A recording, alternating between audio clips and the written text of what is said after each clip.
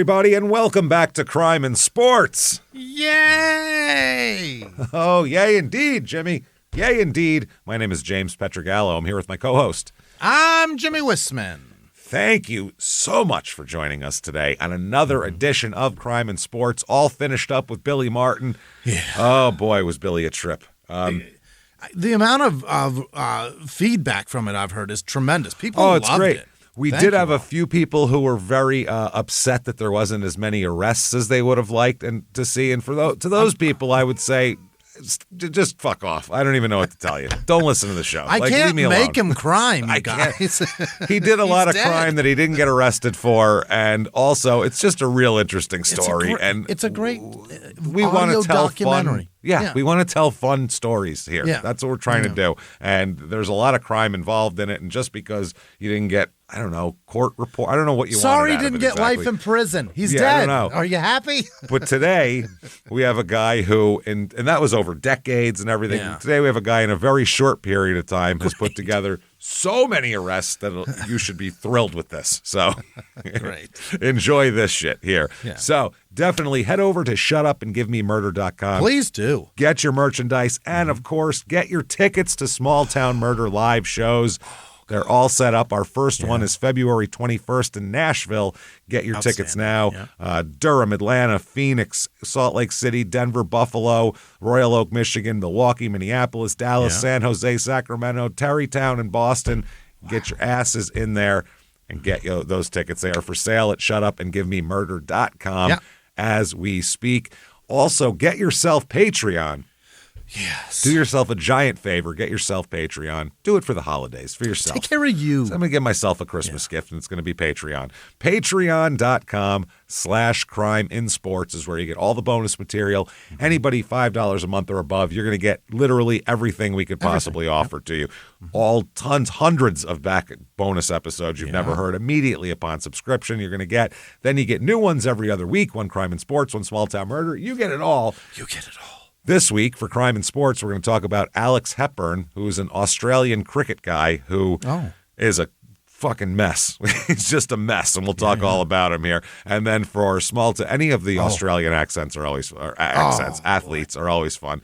And then for Small Town Murder, we're going to talk about Charles Starkweather, the second series of that, and it's so funny to hear him and his girlfriend have conflicting stories.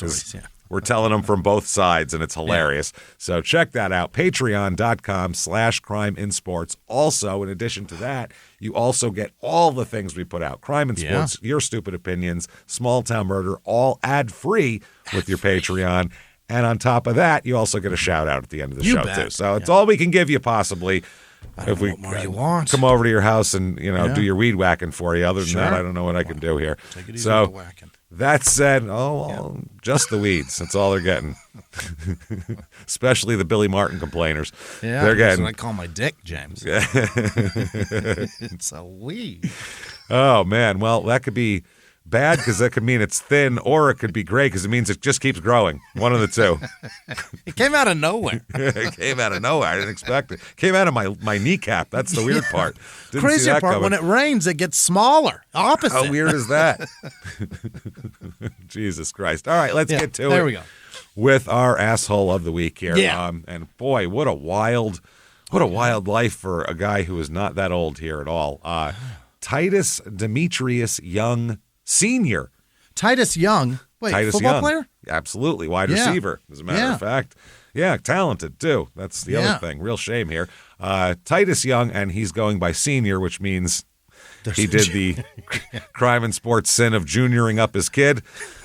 Well, we already know he makes mistakes. Yeah, that's right away. I don't understand, by the way, before we even start, I don't get the senior thing in the NFL. I don't get it. I don't get these bizarre. guys that have Why senior does on the back of their... Debo Samuel. Does your son play here? Are we confusing you with him? That's what I'm saying. Unless your child is also in the NFL, that's Ken Griffey is the only fucking guy that I can think of just about in sports history that should put a senior on his fucking jersey. Nobody else. Ken Griffey Sr. with anybody else. I don't care if your 2-year-old has the same name as you.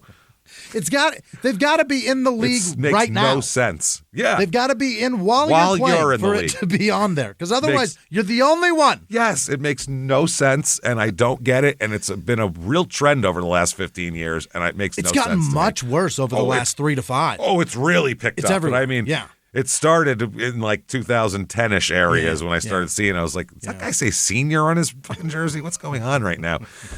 Stupid. So anyway, he's born August 21st, 1989. Wow. He's only 36, man. He's so young. This is a guy who should just be like, with the talent he had too, retiring from the league to a life of luxury at this point. Instead, his life is a damn mess. We'll find out a lot about that. He is born in Los Angeles. He's not a huge guy, 5'11", 175, but he's like a speed receiver. So, you know. Yeah, they exist. Yeah. Most of them aren't 6'5" for the most part. Not a lot of Randy Mosses running around out there with 4.2 speed that are 6'4". It is fascinating how fucking tall linemen are now. They're all huge. They're all huge. That happened They've always in been a blink, tall, but it seems like. Now they're all 6'5", though. And that's a little guy. Yeah. That's now crazy. You see a lot of them are 6'7" and shit like that. It's unbelievable. It's crazy shit, man. Yeah, that's why there's no good power forwards in the NBA. They're all playing football. They're all playing football. Yeah. So anyway, a little bit about him. We'll start out with. He's got a father named Richard. So he's not a junior. He is a senior. His mother's name is Teresa. Okay. Find out not a ton known about his early childhood.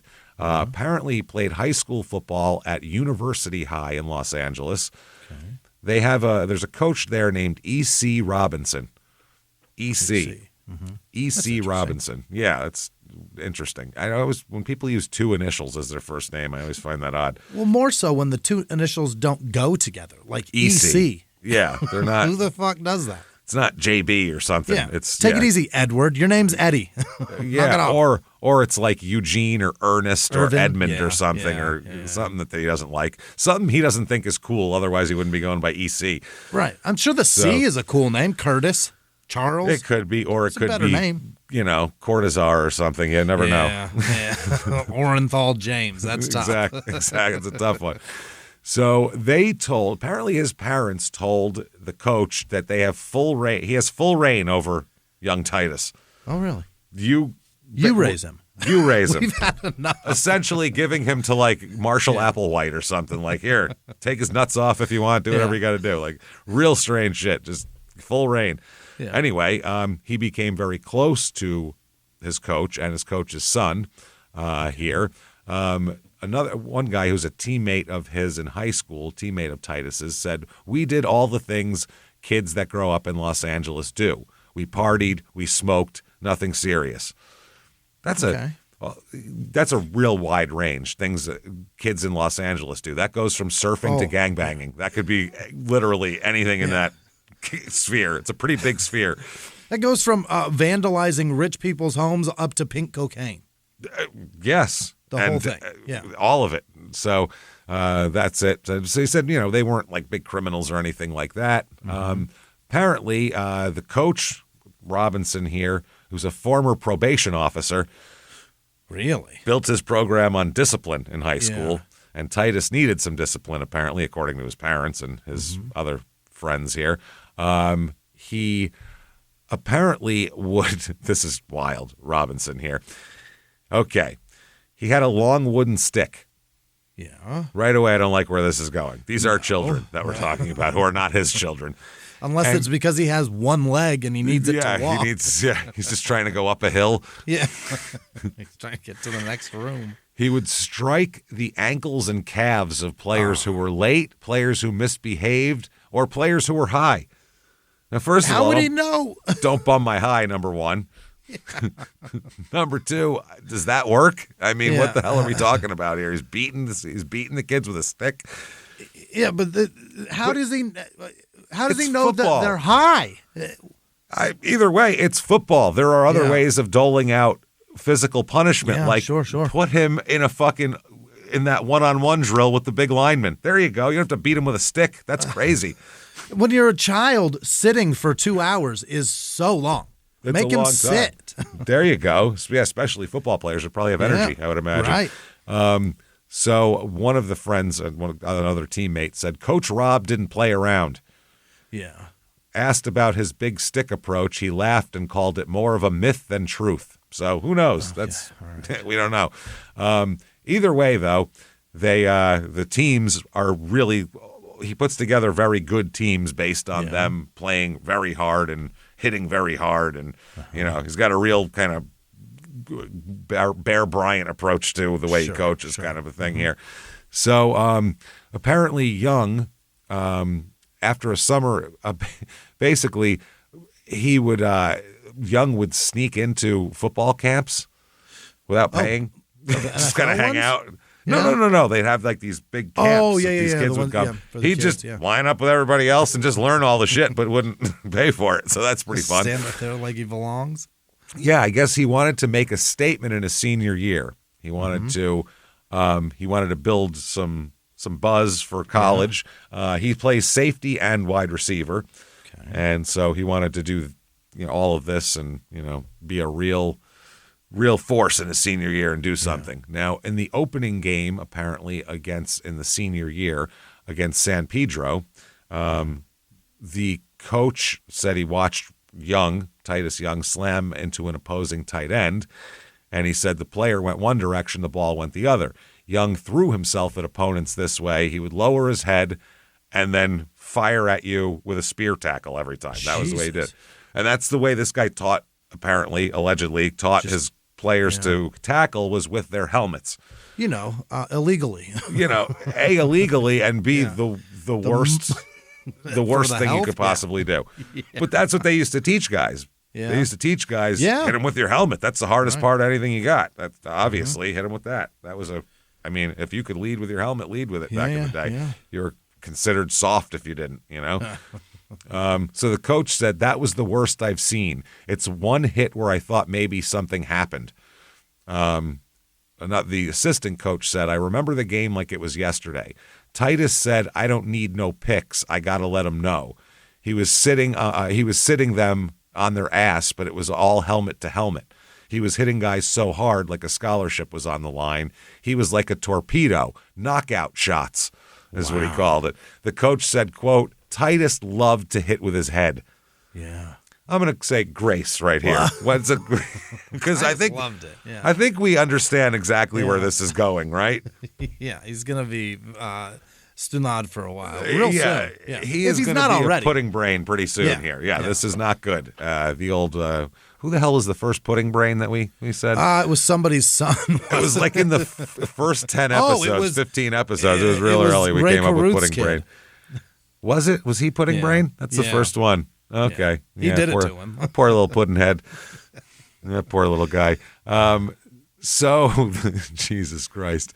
Apparently here, the coach said he would try to motivate Titus, who always didn't take his responsibilities as seriously as the coaches want to.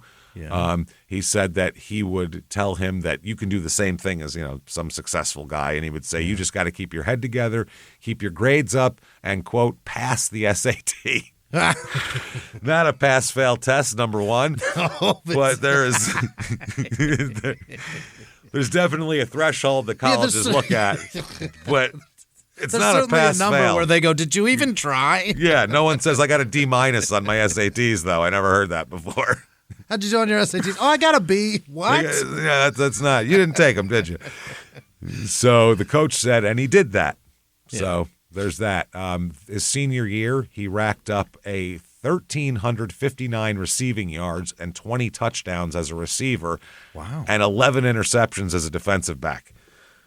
That's great. So basically all-star on both. Both sides of the ball, yeah. He drew scholarship offers from all around Washington, Washington State, Oregon, Idaho, Boise State, all the big West Coast schools. Oregon was what he was really considering, but we'll find out where he ends up going. But everybody said he was just always just on defense. He was just firing at you with his head all the time. Yeah. That's all he would do. And in one game, he returned a kick for a touchdown with only a few seconds left. and then did a front flip into the end zone, and he got suspended for a game for it. Oh, for taunting or celebrating, or I don't know. To me, if you're propelling yourself across, if you're propelling yourself across the goal line, I don't care how you do it. Yeah. If he went in the end zone, got up, then did a front flip, then maybe that's taunting or celebrating or maybe whatever is illegal. But seems like he just got himself across the end zone in a creative way. I think if you score, fucking celebrate however you want in under 10 seconds. I don't give a shit. I just don't know what the high school rules are. You know what I mean? I know they're probably different. It should be whenever the game, whenever the play clock expires and they have to kick off. You can celebrate up until that.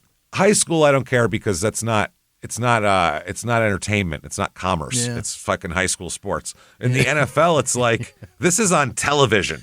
Right. Yeah. If they want to try to be more entertaining, maybe let them do it. Yeah. But they've also got Target ads they got to fill. Yeah.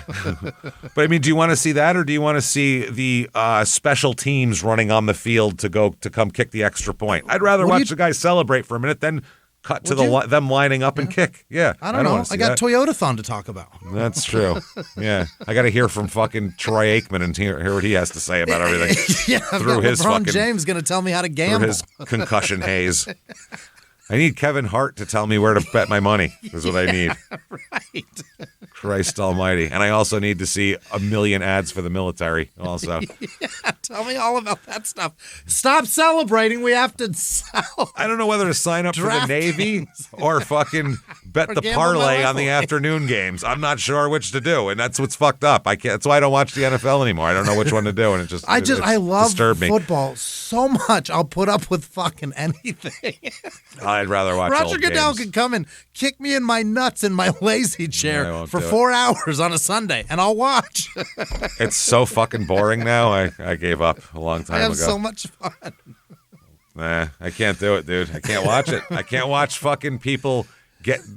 I can't see a play and have a personal foul, and I go, I didn't see anything. And then they show it, and I go, still don't see anything. I'm tired of this shit. For you. They're listening to you because through week 3, anytime you touched a quarterback, it was roughing.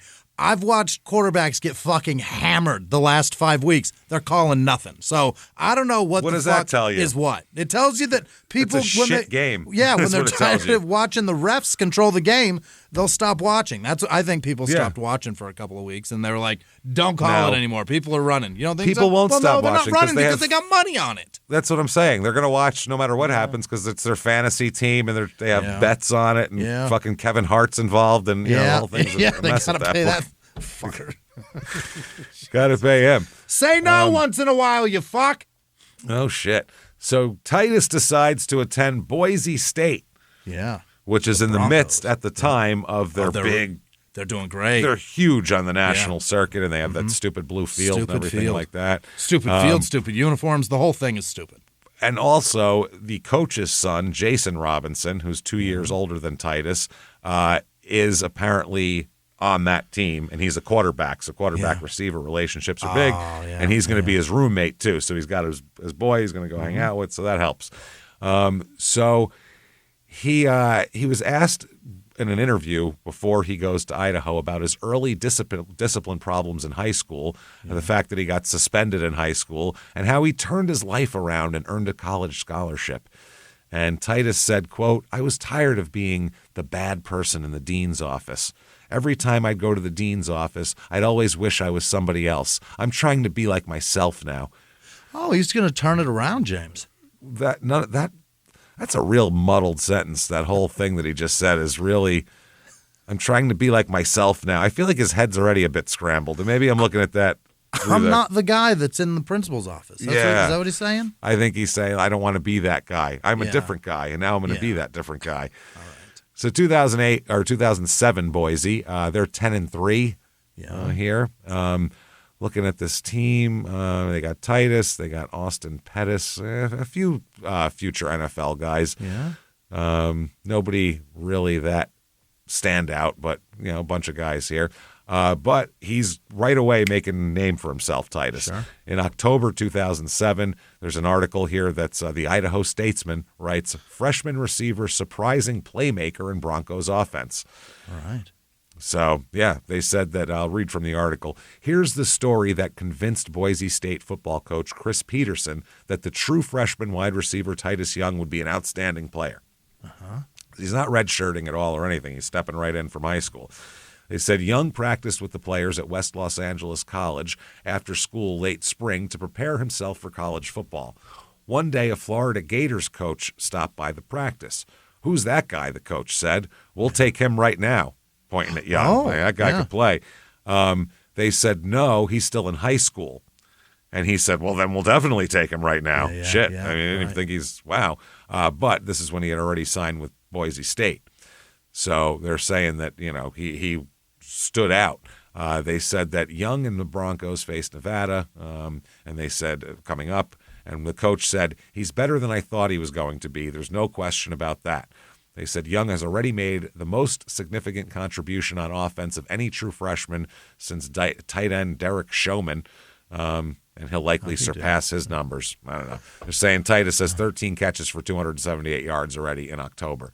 Yeah. He's averaging 21.4 per catch, which is big shit. A senior on the team said he's doing a really good job of playing up to the college level and making himself not look like a freshman anymore. Yeah, there you go. They said another coach said I would call him a game-time playmaker. Okay. All right. I mean, they go on. Titus said it's been one of the most challenging things, meaning just coming from high school to college here. He said, you have to balance academics out with learning plays. Every week we change our plays around. Then you have to write papers. You have to go to study hall. You have to go to the training table. You have to lift weights. It's just a lot of things to be thrown at you. You have to be mentally prepared for it. Yeah. I guess so. Shit.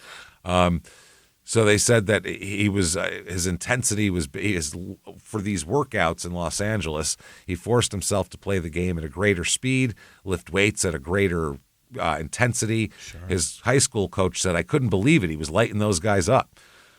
The coach's son, who's the quarterback in Boise State, said his whole approach was real different from a lot of freshmen going to college. His determination, his hunger to succeed. He does everything with a chip on his shoulder.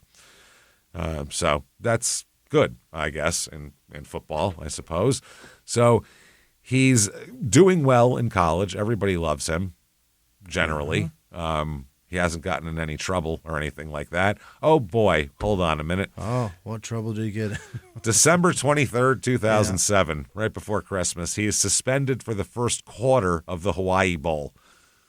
Not allowed to play in the first quarter the coin toss. of the Hawaii Bowl. All right. Yeah. Which is so funny to suspend somebody for a quarter. That's just hilarious. 12 minutes, sit down. Declined to give a reason, the coach. He wouldn't say anything, though. But 2007 at Boise State, he plays in all 13 games, has 44 receptions, 639 yards, and 5 touchdowns.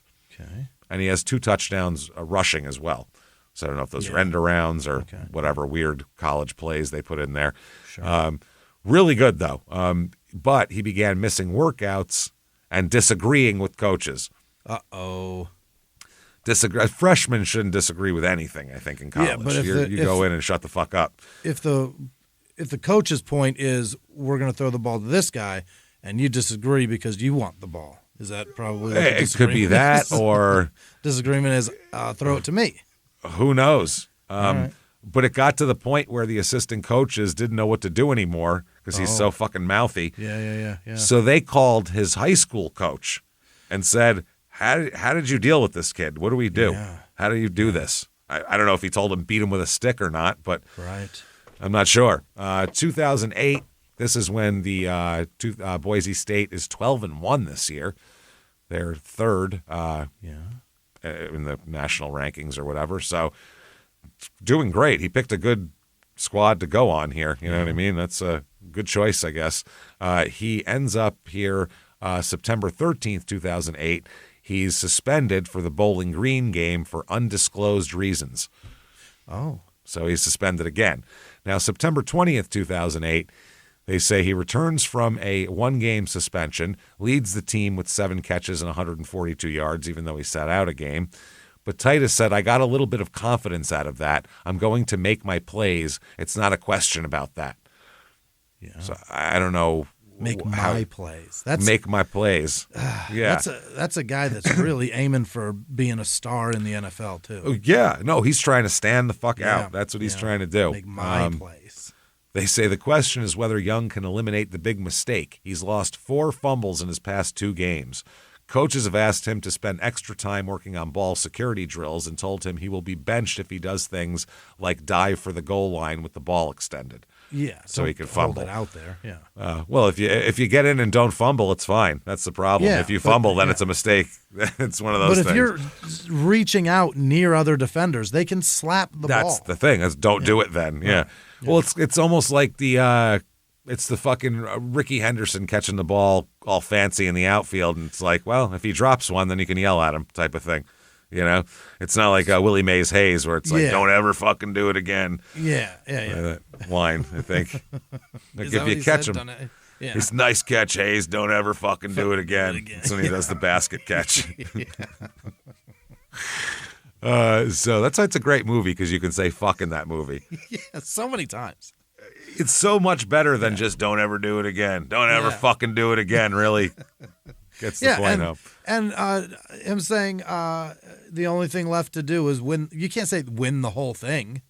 Yeah. You got to say win the whole fucking thing. Win the whole thing. That doesn't work. Yeah, that sounds especially terrible. from Tom Berenger.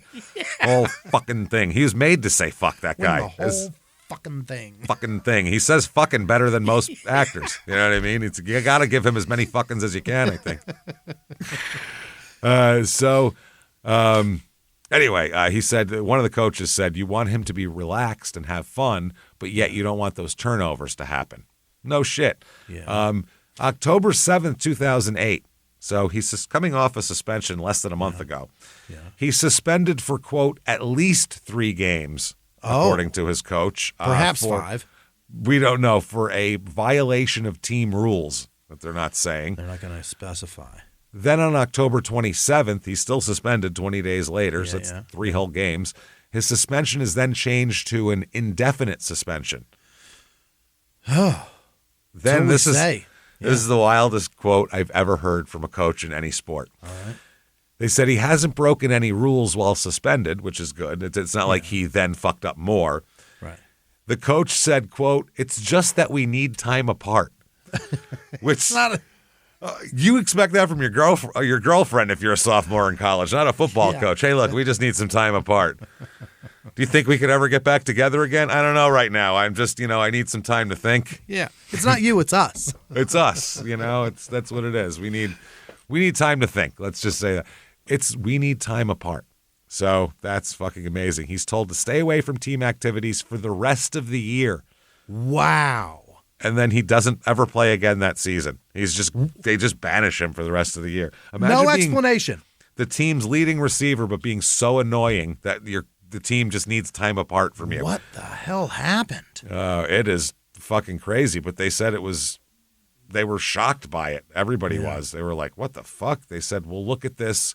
We'll look at it down the road. That's the best I can do for you guys, is what he tells the press. So we'll see. There's articles he's likely out for a year. The coach said, I really don't see him returning this year. He said, I just don't want to comment on that because I'm still trying to figure this whole thing out. This sounds like a breakup of, was he fucking the coach? This is what it sounds like. Is he fucking the coach's daughter? We need time apart, and I'm still trying to figure the whole thing out is absolutely when someone breaks up with you and is afraid you're going to freak out.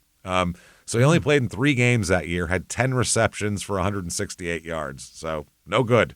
He 1 came touchdown. back, though, yeah? Not that year. 2009 That's he comes what I back. mean. Yeah. 2009, they are 14-0 and the national champions that year. Number 1 ranking for them. So not too shabby for them. I'm looking. Their quarterback was Kellen Moore, who went to the NFL. Yeah. But I don't know what he did in the NFL. Not much, I don't think. Not much. Was it Not to the much. Lions? I can't. That's what I'm trying to remember was where he went, but I guess it really doesn't matter at this point. It really doesn't matter, no. He but doesn't play now, I'll tell you that. No, I don't think he's still in the league for sure. So this year, Titus has plays in all 14 games, 79 receptions, 1,041 yards, 10 touchdowns. Wow. That's better. You know what I mean? He's doing much better now. 2010, Boise State 12-1, fourth in the final ranking. Yeah. So, I mean, he did a great job of picking a school because he picked them right at the right time to get a lot of national exposure.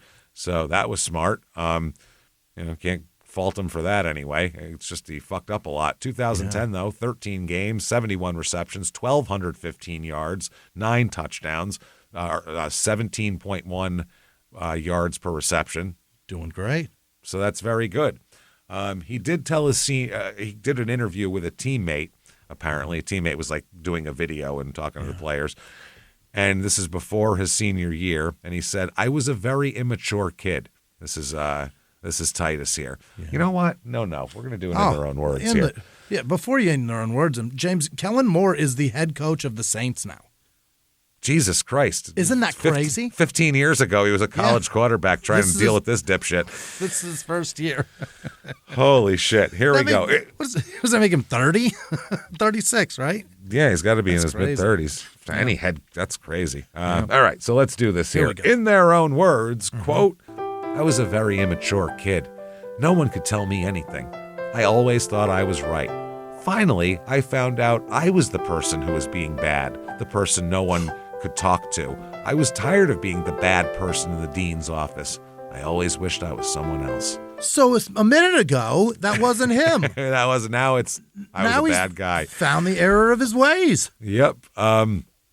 Apparently here, there's an agent, a marketing agent, which is what he's calling himself, Mike Ornstein. He seeks him out that winter.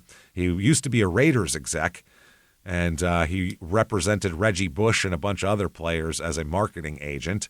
By the way, in 2011, he'll get in trouble for a case involving the sale of memorabilia and Super Bowl tickets. Shocking that an agent's a scumbag. Shocking. Sports agent specifically.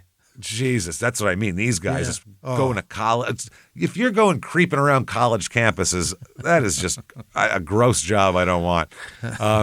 They said that he commits to this guy's marketing services. He's going to let him market him and doing that. He visits Ornstein's house on several occasions, plays video games with his kids, all that kind of shit, introduces Ornstein to his girlfriend. Yeah.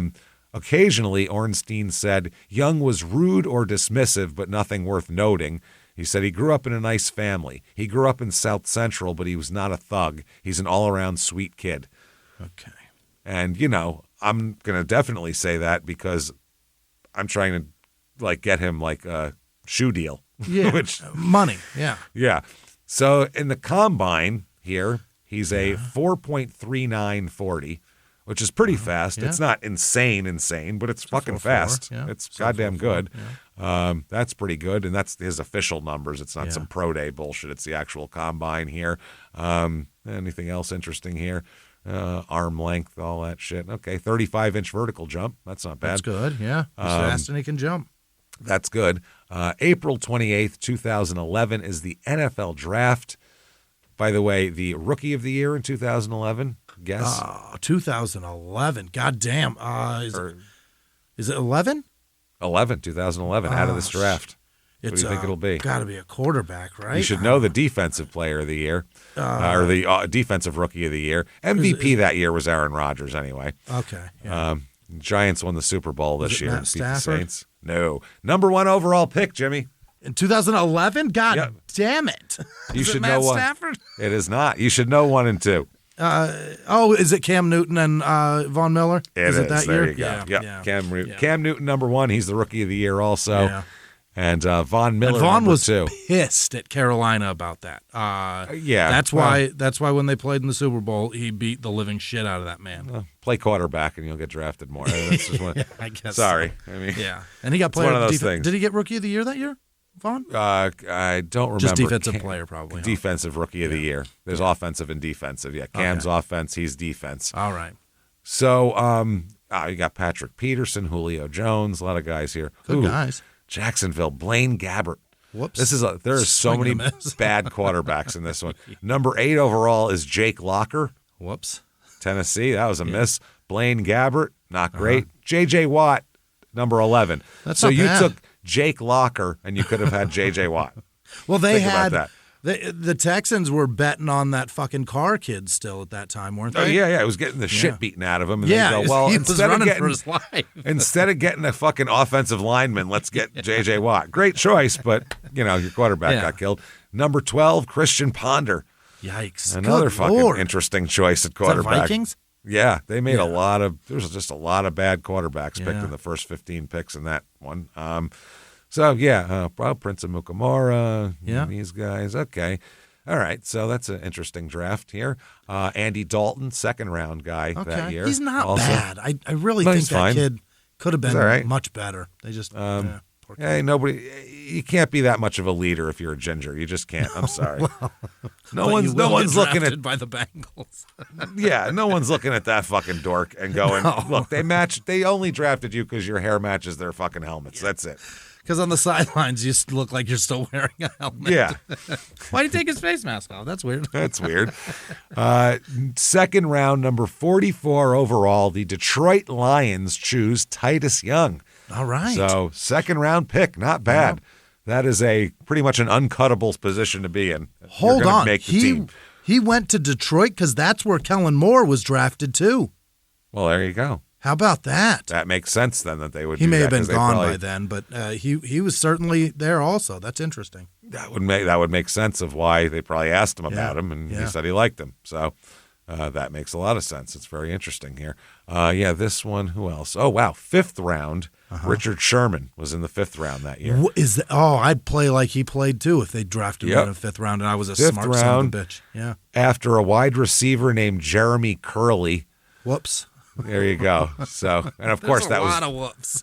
Of course that was the Jets taking the pick before him, not taking him. Obviously, so Tyrod Taylor. It was in the sixth round that year.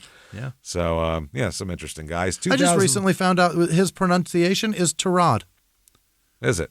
Did you know that? I didn't know that because it looks like T-Y fucking is Ty. Tyrod. Yeah. T-Y is Ty. Yeah. T-I is Tyrod. Yeah. Spell it different. Don't ask me to pronounce it after an auto part. Yeah. Don't ask me to change my understanding of the English language. You fucking spell it right. Put an A in there then. Yeah. What do you want from me? 2011 Detroit. They're 10-6 that year. Amazing. Wow, they did decent that year. Unbelievable. They lose in the wild card 45-28 to the Saints that year. Okay. Now, this year, I'm looking at their roster. This is not the best Lions team of all time, I don't think. No, they did it quietly with not big stars. I mean, obviously, Megatron Matt Stafford, was there. Yeah, Matt Stafford, and he was only 23 at the time, though, for Christ's sake. He was young. He's drafted. Mm-hmm. They were looking for speed because they had Calvin Johnson. They got Megatron, and then they're looking for a small speed guy on the other side to stretch the defense out. So that's what they did. And one thing about Titus, he's a ballsy son of a bitch. Yeah. He'll throw his head at somebody. He'll throw a block. He'll do shit like that. He does pretty well. He catches 48 passes for 607 yards and 6 touchdowns as a rookie. It's not bad. That's terrific. That's really especially great. Yeah. if the other guy is the most targeted receiver in the league, too. I mean, he's they throw at him all day. He's going to get 12 to 1,400 this year. If you bring around 600 to 800, that's incredible. Great. That's terrific. Yeah. They say, though, the only thing that's weird is during the season, they said from game 1 to the last game, he's a completely different human being from the first to the end.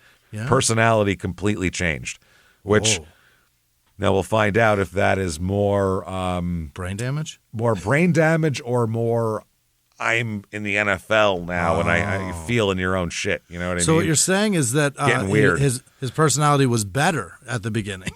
Better. He did not improve throughout the season. For the worse. Yeah, it changes for the worse. They said he grew quieter around teammates and less disciplined on the field, which is the opposite of what you want.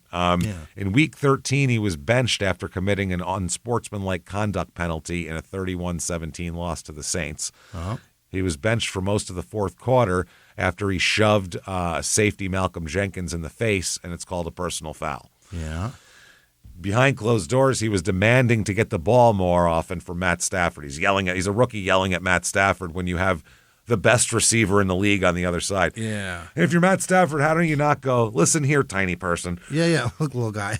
I'm bigger than like, you. do you see this fucking guy over here? Yeah, right. I can throw it anywhere around him and he'll catch it. Like, literally, he's got a fucking 9-foot wingspan, this guy. And Megatron, literally, you didn't even have to throw it just around him somewhere. Yeah, He'll snag that shit. And the other Can part you do is, that? Are you 6'5"? 60 yards downfield, I can still see him like he's standing next to me. He's I can throw it up, and I know he'll be the guy coming down with it. Do I know that about you? I know the general vicinity I got to throw to. Yeah. For you, I've got to target you. It's got to be right. I got to hit you perfect. I mean, if you're a quarterback, having a guy like Megatron's a dream. You just throw it in his general vicinity, and he's gonna muscle the guy out of the way and take it. So that's what it is. So he's doing all that shit. Nate Burleson, the wide receiver who joined the team in 2010, said very smart man too. Yeah, Nate's good. He said he would say things and he would argue and we would argue behind closed doors, and then when we came out, it was all good. He wanted to be the number one receiver. I told him he had to wait his turn. You're gonna have to wait till that guy doesn't want to play anymore or go to another team, because you'll never be better than him, because he's the best in the league. So you're never going to be better than him. He's top 10 history probably. He's so fucking good. Great. Yeah, that's like going to the Niners in '88 and going, I want to be the number one receiver. Well, good luck, because our tight end's better than you. There's the greatest of all time over there. So enjoy. I mean, fucking good luck to you. Great, try all you want, but don't complain when you're not, Please compete with him, because he's the best there is, ever. So, no shit. So that fall, the league, through its Office of Player Engagement, which I didn't know even existed, reaches out to Titus Young to offer him counseling. This is at the request of a person in his, quote, inner circle. So I don't know if that's his football inner circle, or if his family reached out to him, or his agent to the NFL or somebody, but he declined and said, go fuck yourself. I don't want any help with anything. I'll do it on my own? I'm doing great. Okay. So 48 receptions, 607 yards, 12.6 per reception. He's targeted 86 times, only makes 48 catches. That doesn't sound good. How many times? 86 targets. Ooh, you're dropping 40 passes? Well, also that can be Stafford overthrew him contested, whatever, And he's a deep threat, so that makes sense too, because a lot of his balls are 30 yards. They're not, little out routes or anything like that. Now, during his rookie season, he told his cousin and close friend, Ezekiel Phillips, about absorbing a hard hit, feeling dazed, and shaking it off and continuing to play. So he took one, and he's telling this guy.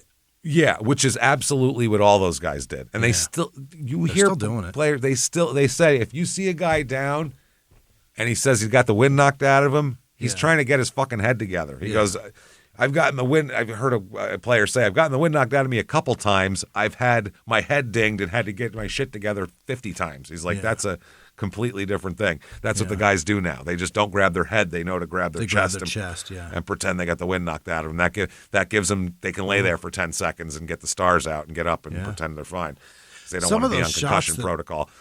And there's so that helmet to helmet thing, it must be out the window too, because I see that 3-4 times in a game. Well, that's the thing. It's arbitrary when it's called. That's and there's why 16 I don't games going on at once. NFL. Yeah, it's crazy. That's why I don't watch the NFL, is because it's completely arbitrary. I see huge helmet-to-helmet hits, no call. I see one where it's like, obviously the guy was trying not to hit him, and they barely skimmed, and that's 15 fucking yards. And get the fuck out of here, A guy was ejected from the Chiefs game yesterday for your game out. What I guess they called helmet-to-helmet. I don't know what they were calling it, but I saw the play. In 1986, people would have been like, I think he could have hit him harder. It wasn't. That's what I mean. Well, that was a lay-down tackle. That's what they would have said, something like that. It wasn't that big of a deal. I don't get the weird and non-enforcement of rules and over-enforcement of other rules. Look at the NBA. I just saw a highlight the NBA. A guy went coast to fucking coast on 2 dribbles. Yeah. Do you think that's physically possible? He traveled like 6 times, Jimmy. Yeah. He dribbled, picked it up, held it like a fucking tray of drinks, ran like 5 steps, dribbled one more time, held it up. What the fuck are you doing? And no one called that shit. There's another one, a Knicks player I just saw. Yeah. dribble in and then take 5 steps out to the 3-point line, then run back in. He picked up the ball. He took 8 steps and then made a shot, and then there was no call. There's also a giant chasm and gap between a lot of the talent in the NBA too. So they let things go that they shouldn't, but it's because there's not a lot of people that can play. I mean, they let LeBron do a lot of shit too, which is insane because he's so talented. He's good enough. They shouldn't let him do whatever he wants. That scorecasting book, when they broke it down mathematically, stars get breaks in the NBA. It's just the way it is. So, but there's players that are clearly trying to create theater between it, like this Dylan Brooks kid that the Suns picked. I hate that they picked him up because he was a piece of shit with Houston. I mean, he's a good player, but people hate him because of the way he plays, and he's doing it here. And they're trying to create a rivalry between the Lakers and the Suns, and he's the one out there being a goon, throwing his chest in LeBron's chest, and they're throwing people out for this shit. They threw him out last night for it. Yeah, it's so dumb. It's so fucking stupid. You can't. He didn't punch him. There was no fight. It was just stood up and bumped his chest at him, and they threw him. Like, what are you doing? Yeah, do we want a rivalry or don't we? No. And then fucking baseball, let's wait for the replay. What are we doing? What the fuck are we doing? We sound like old men yelling at clouds. I get that. I understand. But watching it's fucking the bad. Still, you're giving up on them. It's fucking. They're terrible. I'm not gonna. Why am I? You're making a terrible product. I'm gonna reward you with my fucking eyeballs. Fuck you. I'm not watching a fucking thing any of these fucking leagues do. I just don't. I believe deep in my heart that why do you have refs out there if you're just going to replay it? If you're just going to do that, then just do computer every time. Because the part of the game that's fun and fucking annoying at the same time is the human failure, human mistake. Perhaps in a blink of an eye, an old fucking man that can barely run down the field doesn't make the right call. Maybe that happens. Because there's not a dude on this field pressing a button and talking to America that's under 65. They're all old men. Their eyes probably aren't great. They're going to fuck up from time to time. Who cares? It's impossible. It moves fast. Yeah, go watch a fucking high school game. They don't make the right call every time. They show a frame by frame replay, and you're going, oh, that's hard to tell. That guy had to do it in real time. He didn't even have a frame by frame. I think he blew that call. Blew the call. You think he blew so the call? A frame by frame from 6 different fucking angles. The guy didn't fucking see it. He made the best guess he could. That's what he did. Yeah. It blew the Jesus fuck Christ. You. I think this is terrible officiating. Terrible. He's 65. Yeah, I'm tired. It's a miracle he's here. And I got tired of. That's the other thing that pissed me off with the Major League Baseball is people expecting the umps to be 100% accurate all the time. Right. It's like they're humans, and that's part of the fucking fun of the game. He's also got his head in the crook of the neck of a man in front of him. He can't see where that ball came across. Yeah. He's making his best guess. Yes, it's the difference between, if you're playing a fucking baseball video game, a lot of them used to have the option of exact or variable strike zone, meaning a fucking human strike zone, error. Or do you want it to be just in this little tiny box? Right. And you know what? That's so fucking boring when it's just annoying. In the little box. And it's just as boring in real life. It's just as fucking boring. And it's fun to say your team sucks. You want to argue. And they won, sure, but it's because the refs fucking blow. Fuck you. Yes. That's much more fun. You also want to fucking say, the 97 World Series, that Livan Hernandez getting all his outside calls and all that. You want to be able to argue about that and talk about that. That's interesting. That creates theater. This shit is just a fucking computer. And the first down marker with a computer. Why are we doing that? No. Put a fucking GPS in the ball and we'll know where it made it to. Do that. What the fuck are we doing? Video games are too realistic looking and are better. I'd rather watch a person play a video game than I would. I'd rather play Grand Theft Auto. It's so much more fun. So much more fun. So Titus Young here, he didn't want to believe that he had any mental health problems, a friend of his. No, he can't. He was saying it was more of getting hit in the head. That's all. Sure. I just got hit in the head. I got dinged a couple of times. May 21st, 2012, during a Lions off-season workout. Well, that's good. He showed up for that. Yeah. He and a defensive back, Louis Delmas, got into a disagreement, and Titus took a swing at him while he wasn't looking. He took a sucker punch at the guy. He snuck him? Why? He sucker punched him and got banned from the team's facility. Is Thomas bigger than him? It's got to be, right? They're a defensive back, so probably not. They're probably similar sizes. Yeah, that's what I would think. I mean, you don't see a ton of 6'5". No, because they'd play receiver and make more money, and get more attention. It'd be a bigger star. It'd be a bigger star, and anybody in college would have been like, "Well, we're switching you to receiver because scoring is more important." Right, right, because points matter more than interceptions. Yep. So he takes a swing at him when he's not looking. He's banned. He went back to L.A., and at a 4th of July barbecue, he said he was telling everybody that he was a better player than Calvin Johnson. Oh, okay. Hold on. He fought Delmas, then went home and told people he's better than Calvin Johnson. Better than Calvin Johnson. Right. I'm better than the best receiver in the league. So this is his assistant coach from high school. He's at a barbecue with this guy. Lowe is his name. And this Lowe guy says, we had an argument after he said that. Right. He said, I'm like, dude, what are you talking about? And he was like, they can't guard me. I'm open all the time. My routes are better. I'm faster. My swag is better. My what? Are you a 6'5" fucking freak of nature who can catch balls that are fucking 12 feet in the air? No? Then shut the fuck up. No one cares. And your swag? Who gives a fuck? Your swag is better? That doesn't matter. Oh, I see the Lions, I see they lost 21-17, but wait, no, they get an extra 5 swag points, so they actually won. Never mind. I've never heard that happen before. Thank God for Titus Young, who brought his swag points to the game. Thank fuck for that. So this guy, the Low guy, says part of it was funny, but the other thing is he really believed that. We know a guy. Wow. Now I get it too. Yeah.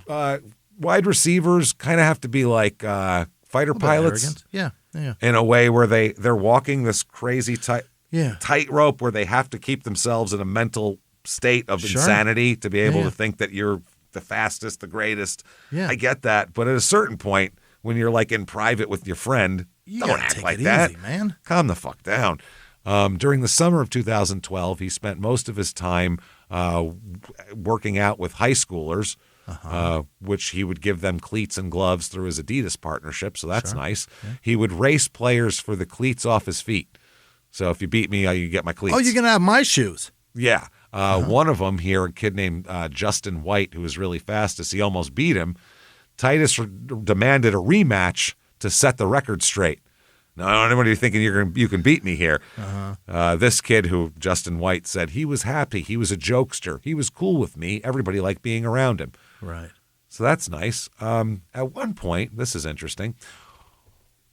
While packing for a trip to Las Vegas in 2012, Marjani Maldonado, who's his former girlfriend, and we'll find out why it's former pretty quick here, heard Young telling someone to stop recording. Oh. She was like, what's going on? So she went and looked. He was yelling at the smoke detector. Okay. What? We've had Ike Ibiabuchi say there's demons in the air conditioning. We've never heard about demons in the smoke detectors before. The red light. He thinks it's recording. It was beeping because it had a low battery, so every, 30 seconds it beeps. Yeah. He thought it contained a camera, and that's why it was doing that. Oh, boy. That, number one, you've never been around a smoke detector with its battery low before, right. A, and B, what? What the fuck is wrong with you? If it was recording, that beep wouldn't help. That would be that'd be bad for the recording. Somebody said a few weeks ago that it sounded like we had a smoke detector beep in our show. Oh. And there's a bunch of people like, I totally heard that, blah, blah, blah. And I was like, now, if you heard it once, wouldn't you have heard it again for the rest of the fucking show? If it was a smoke detector?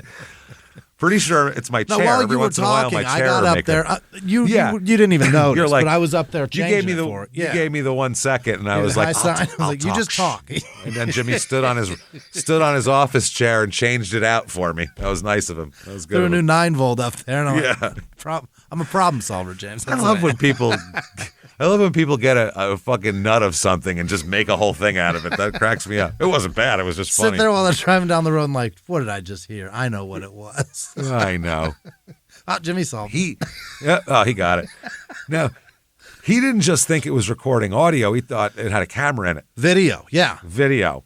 So his girlfriend realized something was seriously wrong, something way more than just the last concussion he had. There's something up here. That's dead brain.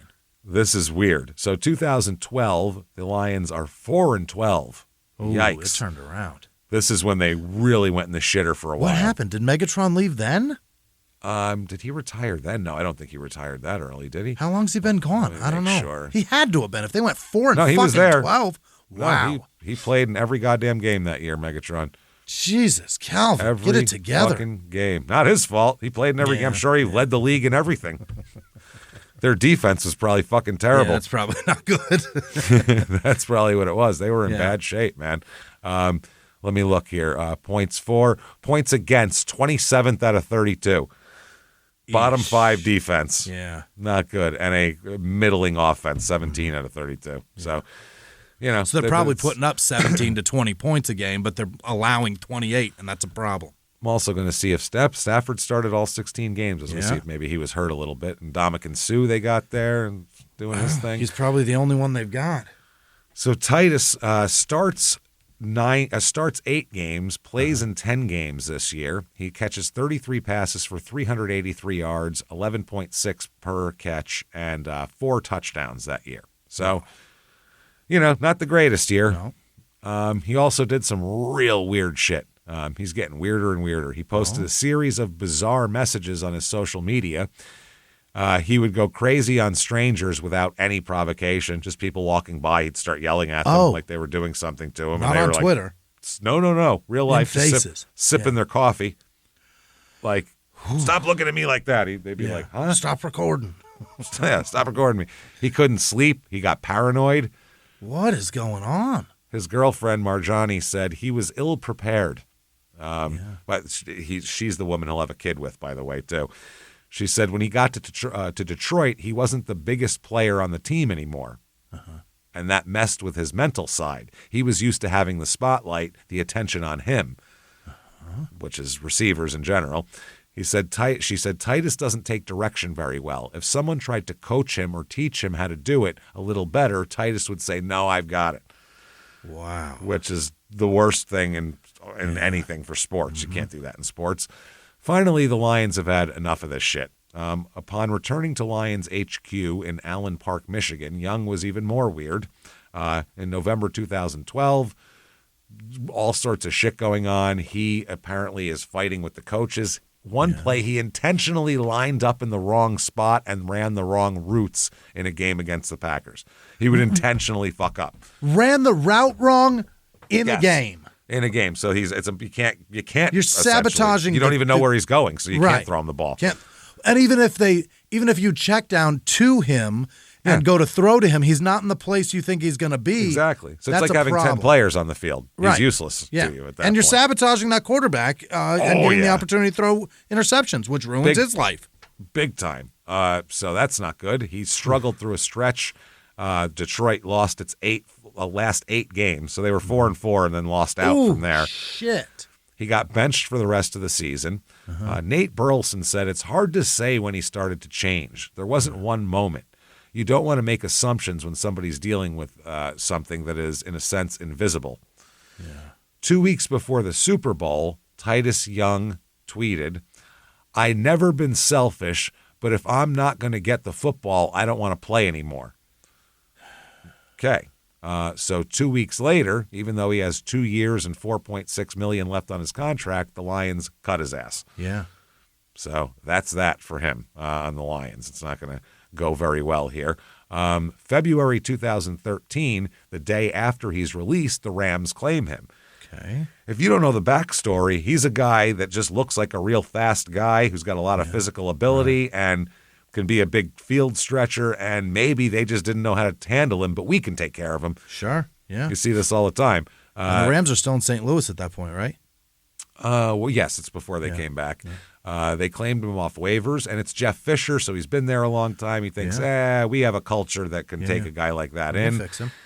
They said they're looking to replace Danny Amendola, who was this little kind of slot fast speed receiver. Went up to New England, right? I think so. Who was expected to leave from free agency. Over the course of several meetings with Rams personnel, they said he was off-kilter and unfocused. At one point, while meeting with Jeff Fisher, he tells Jeff he wants to move to defensive back. Oh, he wants to play defense now? They're like, huh? We're trying to sign you, bro. Like, what the fuck is wrong with you? Now you want to play different positions? Yeah, we're putting in you. You got cut as your number one position. What do you think? We're going to switch you now? We got a whole ass depth chart, man. This is wild. On February 14th, he left the Rams facility for the airport with a team escort, but when he arrived, he couldn't find his driver's license. He was told he couldn't get on the plane without a fucking ID, so he threw a shit fit. Oh, boy. Yes. Ornstein, his marketing agent guy, said it was a big scene there at the airport, which is if you're a famous person, the last place you want to make a scene is the goddamn airport. They, the Rams, could see there was something wrong then. If he had gone down there and been his normal self, he'd still be there. So the Rams helped settle the lost ID problem and got him back to L.A., and then the next day they announced they've released him. Oh, goodbye. It's over. Yeah. Yeah, you're out of your fucking mind. So they said in the next ensuing days here, Ornstein said that he reached out to representatives of Brandon Marshall, who, if you go back and listen to the Brandon Marshall episode, you're seeing a lot of parallels here. Yeah. Except Brandon Marshall was one of the best receivers in the league. Yeah, right. Is the only difference. So and he recognized there was something wrong and is trying bipolar, to fix we it. found out. Yeah, no, he seems like a decent guy, Brandon Marshall, as we talked about at the end. We came out with that feeling more bad for him than anything else. Yeah. Bad for him. Yeah. That's one of those things. So they end up saying that, maybe the Bears know what to do or the representatives of Brandon Marshall, because he had sought treatment at the McLean Hospital in Massachusetts for his bipolar disorder. Marshall was able to reach out to Young, but he was unable to persuade him to check into the McLean Center or hospital there and get himself checked out. Didn't want to do it. So, he thinks he's fine. Wow. I mean, if I got cut from 2 teams in less than a month, I might not think I was fine. Something and it's might all be for your wrong. mental shit? Yeah, it's nothing to do with how you play. No, That's the fucked up part. Like, in It's this your behavior. league, having the physical ability and the balls to do the things on the field, that should be most of the battle. Oh, yeah. But if you got this going on, this is crazy. So soon after that here, 2 weeks after he's released by the Rams, Ornstein asked Titus here and his father Richard and a cousin to meet him at his office in L.A. And there, Ornstein laid out a plan to send Titus to the McLean Hospital. Oh. But Titus got angry and stormed out. Uh-oh. Soon after that, his family, Titus's family, admitted him to UCLA's neuropsychiatric hospital in Los Angeles. So they see there's a problem here. Ornstein visited him in early March, several days into his stay, and he described the scene, saying Young was in a bed surrounded by his parents and sisters and dripping with sweat. What? It's so fucked up. They said he wore sunglasses because his eyes were sensitive to the light. So he's sweating. What is going on? Ray Charles just did a set, but he's in a mental hospital with his fucking parents sitting next to him. What is this condition? We have no idea. Ornstein was told that he had been sedated. Okay. He's been sedated, so it's okay. Yeah. Ornstein said something happened that changed him, and it changed him overnight. I went to the hospital, and it wasn't him. So Ornstein said the family sought treatment for him in Texas, where Titus's father has his family. Yeah. They said Richard and the rest of Young's family declined any interview requests here about this. So that's unfortunate. We don't get into more details, but understandable too. Sure. This was the last of Ornstein's involvement with Titus. He was like, I'm out. Yeah. I can't market crazy people or people who aren't in business, essentially. Yeah. Young ended up outside his high school coach's home, Robinson. Yeah. Bet he wish he had that stick now. Shit. Rambling that he would be the Rams' top receiver in the coming season. He's already been cut. Whoa. Robinson said he appeared like he was in a daze, and Robinson told him, the Rams cut you, man. You're not on the Rams. You don't play football anymore. He said Titus could not process it. He said he didn't understand it. He's like, yeah, I am. I'm on the Rams. And then he's like, no, you're not. Trust me. Oh, boy. I saw the report when they cut you. You're cut. March of 2013 in L.A., he appeared, that's when he appeared unannounced at his coach's house there, who wasn't home at the time. He said, when my daughter pulled up to the house, Titus was sitting on the brick wall by my garage, and he said, where's Coach? Yeah. So this daughter called her dad when she saw Titus wander off the wall and into the busy street. Just walked in the middle of the street. She waved him to her car and brought him to the restaurant where her dad was eating, and that's when this whole thing happened. They ordered carry-out chicken from El Pollo Loco, which is barely a restaurant. I don't even know if I call that a restaurant. We have an El Pollo Loco to do for Your Stupid Opinions coming up. Oh, do we? Just terrible food. Yeah, I can't wait to There's do that one one. by my house, and I really like it. Really? They have a bowl that's fucking incredible, and then they got terrible. burritos that are pretty legit. Okay. I don't eat the chicken. I've never had El Pollo Loco, only because there was that one on Bell Road, like by 7th Street. Oh, that's I've literally never seen a car at it, ever. Yeah. And I was like, you can't eat that chicken. There's never anybody there. Never a soul. It made Long John Silver's look packed. Yeah. It was crazy. The inside of that one was real. You don't want to go on that one. That one's gross. No. I just went by and I go, who eats there? At that particular location. So they got that. They got him some El Pollo Loco and brought it back to Robinson's house. The old crazy chicken. Yeah, that's very appropriate. Apt. Yeah. Very this appropriate. man crazy man food. That is right on the money. A little on the nose, Coach. You know what I'm saying? Hey, how you What do doing? you want? Wanna El get Pollo some crazy Loco or chicken? something? Jesus Christ. So the quote from Robinson is, he said, I'm going to help the Rams out this year. I'm going to get going. Robinson said, I said, Titus, the Rams cut you, and he just stared off into space. Wow. Robinson took to testing Titus's memory. He could no longer remember winning the team MVP award as a senior or the speech he gave when he received it. He didn't remember any of that. No. He didn't remember who Jason Robinson was, who was one of his best friends, the coach's son, and his quarterback at fucking Boise State. Oh, no. And his roommate. He was his roommate at Boise State for, I think, 2 years. He didn't remember that they were roommates at Boise. He said that he had been to a treatment facility in Texas and that somewhere along the road he had been told there was a, quote, spot on his brain. Yeah. No one told him that. Did they do this interview before or after the chicken? Yeah, maybe it was the chicken. Maybe it was the chicken. Maybe we can blame all this on the chicken. Yeah. So he's got a spot on his brain. Do they mean a lesion or a bruise or like there's? He doesn't know what he means. He said that. He doesn't remember anybody in the room. He doesn't remember his fucking senior year of high school, 3 years removed from it, for Christ's sake. Think he remembers that? That's the other point. He's 22. He's a kid. He's like 23 years old. Jesus Christ. Robinson, the coach, said, when he left, I just cried. So I called his player agent, Kevin Poston, and told him this kid needs some help. He said, Coach, I had him in a facility in Detroit, and he just walked out. I tried, basically. So he said that that was it. It's the last time he saw Titus at his house. Like, he walked off, and that was that. Wow. So there's Titus's cousin, a little while afterwards, stopped at a gas station, and he said Young tried to exit the car to escape invisible pursuers. He was driving. Titus is in the car. They pull up to a gas station. He tries to get out of the car and run, and he said, quote, they're going to get us. And he bolted? Yeah, so no. He said he locked the doors and put the lock on them, like the safety lock where you can put so kids don't get out. Safety child. He said he locked the doors and drove to the neuropsychiatric hospital at UCLA with him. Wow. Yeah, that. So he had to go right there.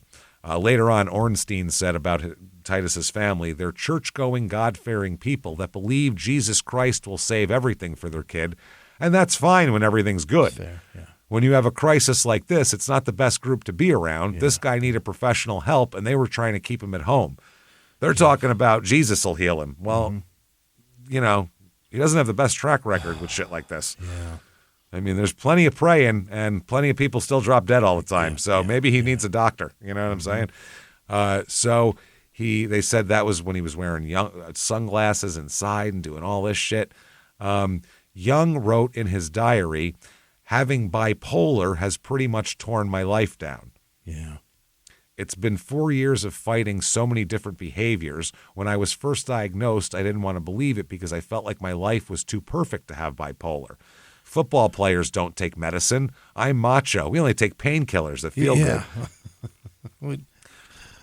we heal with pussy and booze. Yeah, Jesus Christ. Pussy and booze and more head injuries. He said, I'm macho. Put me back on the field. But no, that's not really what I needed. That's what he wrote later on. May 4th, 2013, 9 p.m. Yeah. Young walks out of a Chevron station in Laguna Hills without paying for a candy bar, a bottle of water, and a box of Black and Mild cigars. Uh-oh. He is carrying his infant son, by the way. He just stole $10 worth of shit while carrying a baby. And then he's walking out. Oh, so the Orange County Sheriff's Department report noted that he pretended to shoot cars with a finger as he drove away. Finger guns. He's finger gunning with his stolen candy bar and his infant and a baby. Oh, boy. 2 hours later, the Riverside County Sheriff's Department received a call about Young sitting in his black Ford Mustang convertible outside the Moreno Valley house of his girlfriend's parents, Maldonado. And the dispatch log said, subject has a history of mental health issues, and then says, unknown what kind, appeared catatonic. Okay. Later that night, he'll end up being arrested on suspicion of impaired driving, and we'll talk about that. May 7th, he's going to be arrested twice in a 15-hour period. Whoa. Yeah, not good. And this is in Riverside County. He's pulled over at 12:01 a.m. For making an illegal left turn. He was then arrested for suspicion of driving under the influence and booked by the Moreno Valley Police at the Robert Presley Detention Center and issued a citation and released. Yeah. At 2:22 p.m., same day, officers respond to a local tow yard after a man was seen climbing over a fence. Yeah? That turned out to be Young, who said he was looking for his car that they impounded. He tried to break into the impound yard to get his fucking car. So he's arrested for burglary and booked again. They bring him right back. He's released on $5,000 bail. Wow. So his high school coach, Robinson, said, based on the last time I did see him, I knew that unless he got some help, there was going to be some issues, and I told him that too. Yeah. And I thought maybe since I hadn't heard anything from him, that he was in some institute getting help. That's just what I figured. But I know the last time I saw him, I was just shocked at the stage he was in at that time. Mm-hmm. He said at that point he was talking some things that just didn't make sense. I don't know. I just wish he'd get some help. I know football's probably out of the question right now. It's trying to get his life together. Right now? Come on, man. Wow. He was on the Lions on February 4th, and it's May 15th. He went just a minute ago. Yeah. The deep threat for the Lions to I'm cut, I'm signed, I'm cut, I'm crazy, I'm in here, I'm in there, I'm arrested, I'm making finger chicken. guns, I'm stealing I'm stealing candy bars, I'm eating crazy chicken. Wow. So, during the second week of May, he showed up at his alma mater looking for the Lowe, who was Robinson's successor as head coach. Okay. Lowe remembered, Young as he was a cocky kid. He said Terrell Owens was his favorite player. Yeah. Which, again, Terrell Owens on the field, outstanding. Great player, yeah. Can't say a fucking bad word about it. Tough. I mean, does everything off the field. Terrell Owens in a contract dispute is a wacky guy. Is a fucking wackadoo doing sit-ups in his driveway. Yeah. So he said, but on this day, he said Young lacked the edge that once defined him. He was desperate and jobless. Lowe said he just got done working out and he had a faraway look like he was looking past you. For a minute, we thought he got a hold of some bad drugs or something. He was in Detroit. I know how Detroit gets down. Maybe he got bad drugs because he was in Detroit 3 months ago. Detroit, Rock City. You know what the Rock is. And it's not even drugs, bad drugs. Yeah, what are we talking about? It's everywhere, man. They don't have good drugs there. I'm like, I hope you're not doing any of these new drugs. This guy's real connected with the youth of America, isn't he? He's going to be great for high school kids. Hope you're not doing any of them newfangled drugs, are you? The new drugs, you know what they are. Purple cocaine and ketamine and all that stuff. I said, I know what y'all do. Yeah, with your pink cocaine and your yellow acid. I seen it all. I seen it. I seen the orange weed too. Oh boy, it's too much. What is he doing? I know how Detroit gets down. I'm like, I hope you're not doing any of these new drugs. And he was telling me, no, coach, I'm not. Then he said, man, if I can get back in the league, shit, I'll hop the gate if I have to. So Lowe said he thought that was dedication. He really wants back. He said he thought the metaphor was odd, but that's fine. Yeah, there's no gate, but okay. That's what he said. His quote was he thought the metaphor seemed odd. He said that Titus then asked if he could coach the high school defensive backs who are on hand for off-season workouts, but Lowe said, I don't know about this. He said, maybe next time. We got a guy now because he thought you're kind of wacky, and I don't want you having a weird meltdown in front of these high school kids. You're gonna I don't need you showing kids how to jump a gate. I got sophomores here. Yeah. Like I got a 14-year-old. I don't really want you're pretty. I don't know, a bunch of purple heroin that you might be bringing in. And you're in the NFL. Like they're gonna look up to you and pretty much listen to whatever you say. Anything. So, no. And you think the fucking smoke machine is smoke machine? No, smoke alarm. Yeah, it's talking to you. May 8th, 2013, there's a story posted on Deadspin and then elaborated on later on, which is pretty fucking crazy. He's at the Plymouth Canton AT&T store, and he gets in a apparent argument with the staff, and he's yelling at them and abusing them. He said, "Don't you know who I am?" He demanded free stuff, and then sat down on the bench where the customers can sit, and fell asleep. Oh, my. Went and took a sleep. Demanded free shit and then slept in the store? Well, apparently, the store was closed. Young walked up to the store and started banging on the door. Now, the staff can't open that door. They don't have a lot of control over this. It's all electronically, done. It's locked when it's locked. Sure. He proceeded to hold up his driver's license to the window and said, "Do you know who I am? I'm Titus Young." To which they bolted a second lock, I would assume, by now, and go, "Oh, shit, it's Titus Young, everybody. Run." He's not armed with a baby right now. That's good. Run out the back. Just run. Holy shit. So he did that. The staff ignored him and were like, who the fuck is this guy out there? What is he doing? The guy that eats at Crazy Chicken? Is that you? Is that you? He's holding a box of El Pollo Loco in one hand, baby under his arm, and he's putting his license up to the He's got a pocket full of Black and Milds, though. He's got those. So we know he smokes weed. Yeah, that's what those no are other for. reason to smoke those nasty motherfuckers.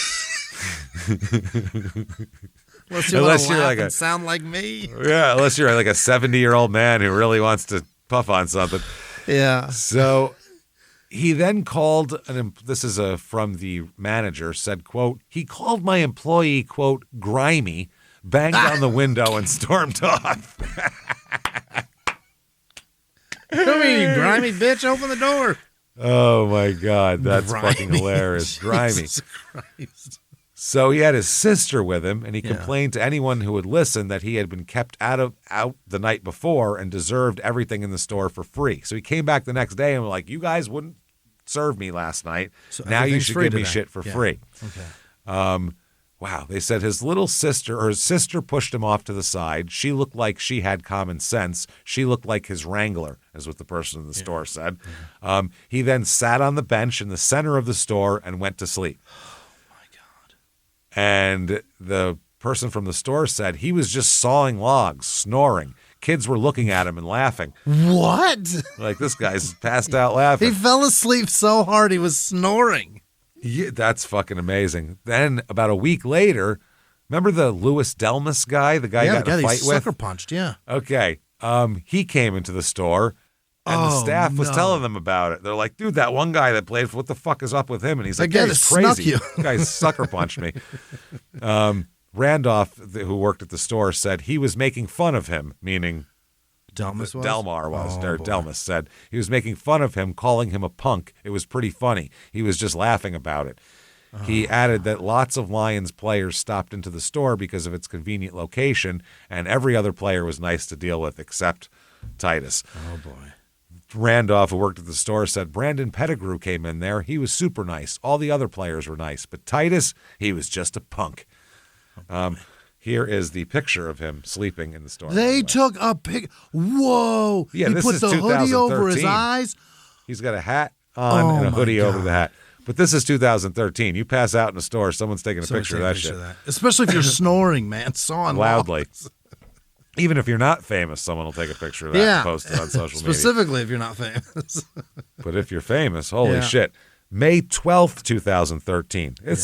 He was in the NFL 2 fucking months ago. Just a minute ago, yeah.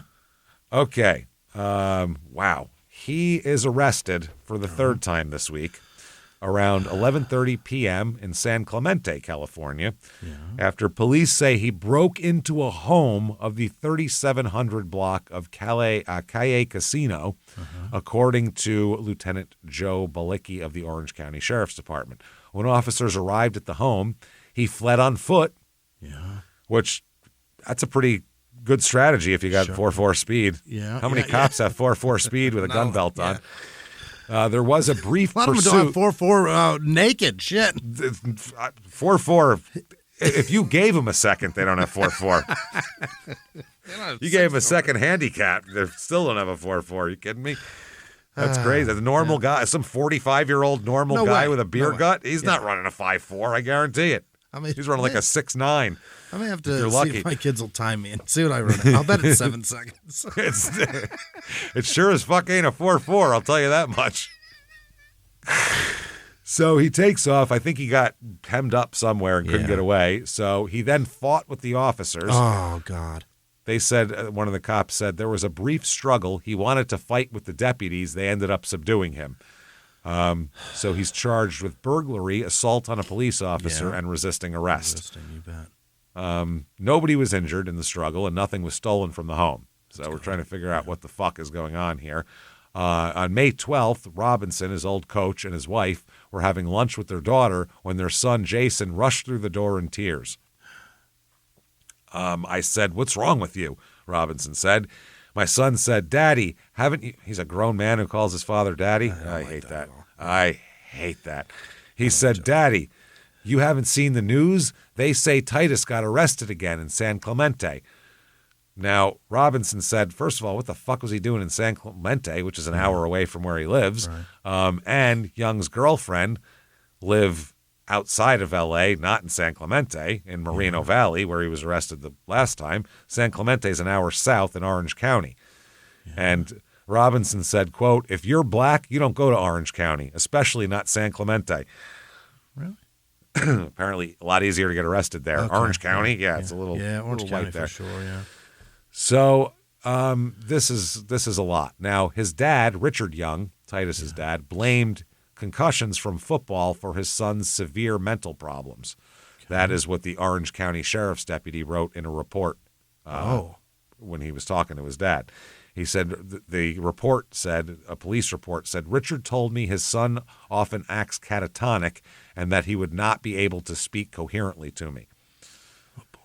Now, his ex-girlfriend and mother of his baby here had already broken up with him. She now tries to get a restraining order. She said that her parents pushed for it, and she said, but Young had never harmed her or never threatened her or anything like that. But her parents wanted a restraining order. You can't have a wild daddy around the baby at the moment. Let him grow up a little bit. If he's getting progressively crazier, too, he's unpredictable at that point. You don't know. So anyway, she said in the application for the restraining order, "Young has been clinically diagnosed with a mental disorder, and I'm afraid of what he's capable of doing. He will say things like," quote, "I understand why O.J. killed his wife." Oh, Jesus, God.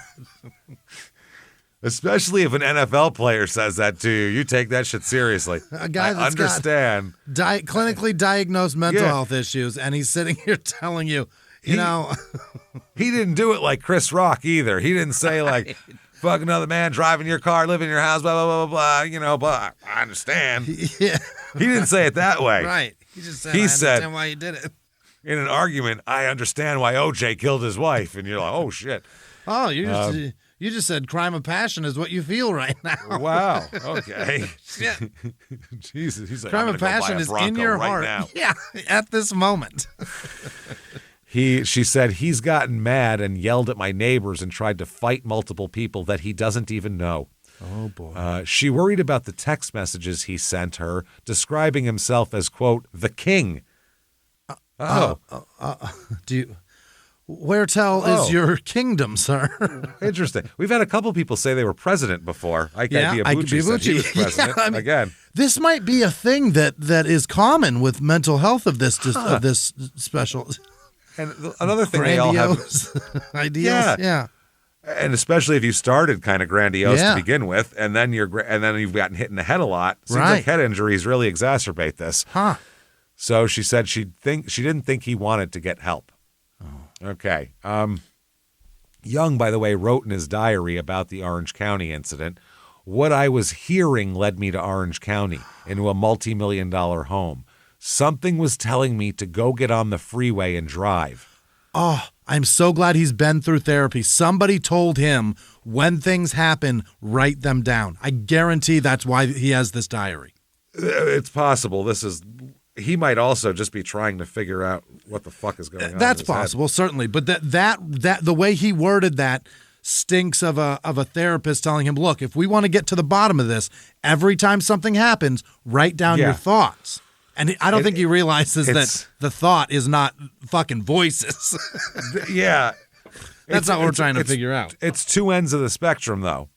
It's either a attempt at understanding frustration thing and understanding, or crazy people write diaries. There's that too. Yeah. Very crazy people write diaries because they think their thoughts are super special. Yeah, and they also like think manifestos. That when you write down the thought, perhaps people are looking at me crazy when I'm explaining this to them because I'm leaving something out. But if I write it down while it happens, all of it's fresh. Then I can recite it to them.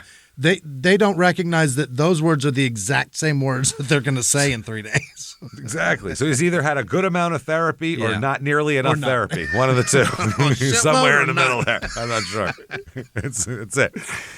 So around midnight, he entered a condominium in San Clemente through an unlocked sliding glass door on the second floor. He climbed up to the fucking second floor. Scaled the house. Yep. Bill Platos, who's an Army veteran and real estate broker, heard footsteps on his hardwood floors. Yeah. He grabbed a Model 94 Winchester from under his bed. Oh, my God. And when Titus burst into the bedroom, he said he almost pulled the trigger. He said he almost just shot him, but instead he yelled. He said, hey, and that's when Titus ran away. Yeah, 440 right out the door. Almost shot his ass, but didn't. So the Orange County Sheriff's deputies chased him through the neighborhood and tackled him on the front porch of another home. During the scuffle, Titus grabs one deputy's throat and claws another's hand before they get him handcuffed. Oh, that's assault. He denied everything to the deputies, including being arrested, while he's in the police station. Why the fuck else are you here then if we didn't arrest you, Titus? Who put those handcuffs on you? Wow. He told them he couldn't hear because of, quote, selective listening. I don't know what that is. Selective listening?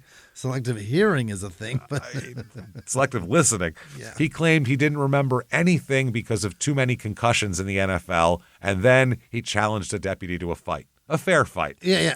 Let's fight. I don't remember anything. I was in the NFL. I have selective listening. You mean selective hearing? No. No. Selective hearing is when you choose what you want to hear. My body tells me what to listen to. Now let's go outside. Now, let's step outside, motherfucker. I've had about enough of your shit. What the fuck? What is happening? Wow. This is wild. Holy May 14th, 2013. Yep. Titus's father, Richard, tells two Detroit newspapers that his son suffers from a mental health disorder and desperately needs help. Yeah. The owner of the home that Young broke into, or allegedly broke into, told a TV station that he was loading the shotgun he keeps under his bed when Young approached his bedroom door. When cops arrived at the scene, that's when they found him. This guy, though, the homeowner, said, I feel sorry for him, and I'm sure glad he left, and I didn't have to find out what's going to happen if he came in because I'm afraid I would have shot him. Yeah, and then you would have been sued into oblivion, and there's all kinds of problems with that. You don't want that. Who the fuck wants brain all over their hardwood floors? I don't give a shit if you didn't care about the guy, if there's no legal ramifications. I don't want to clean his corpse up out of my house. Period. Your day is fucked. Even if you Even if you didn't care That's at not all. the worst part. Even if you didn't care at all. I'd just about like a to human get some being. sleep another day soon. You know what I mean? Thank I don't you. want to see a man's head disappear and then have to try to curl up. Even if that didn't bother you one bit. That's what I'm saying. Even if you were a serial killer. The amount of You Mr. go- Clean I'm going to go through.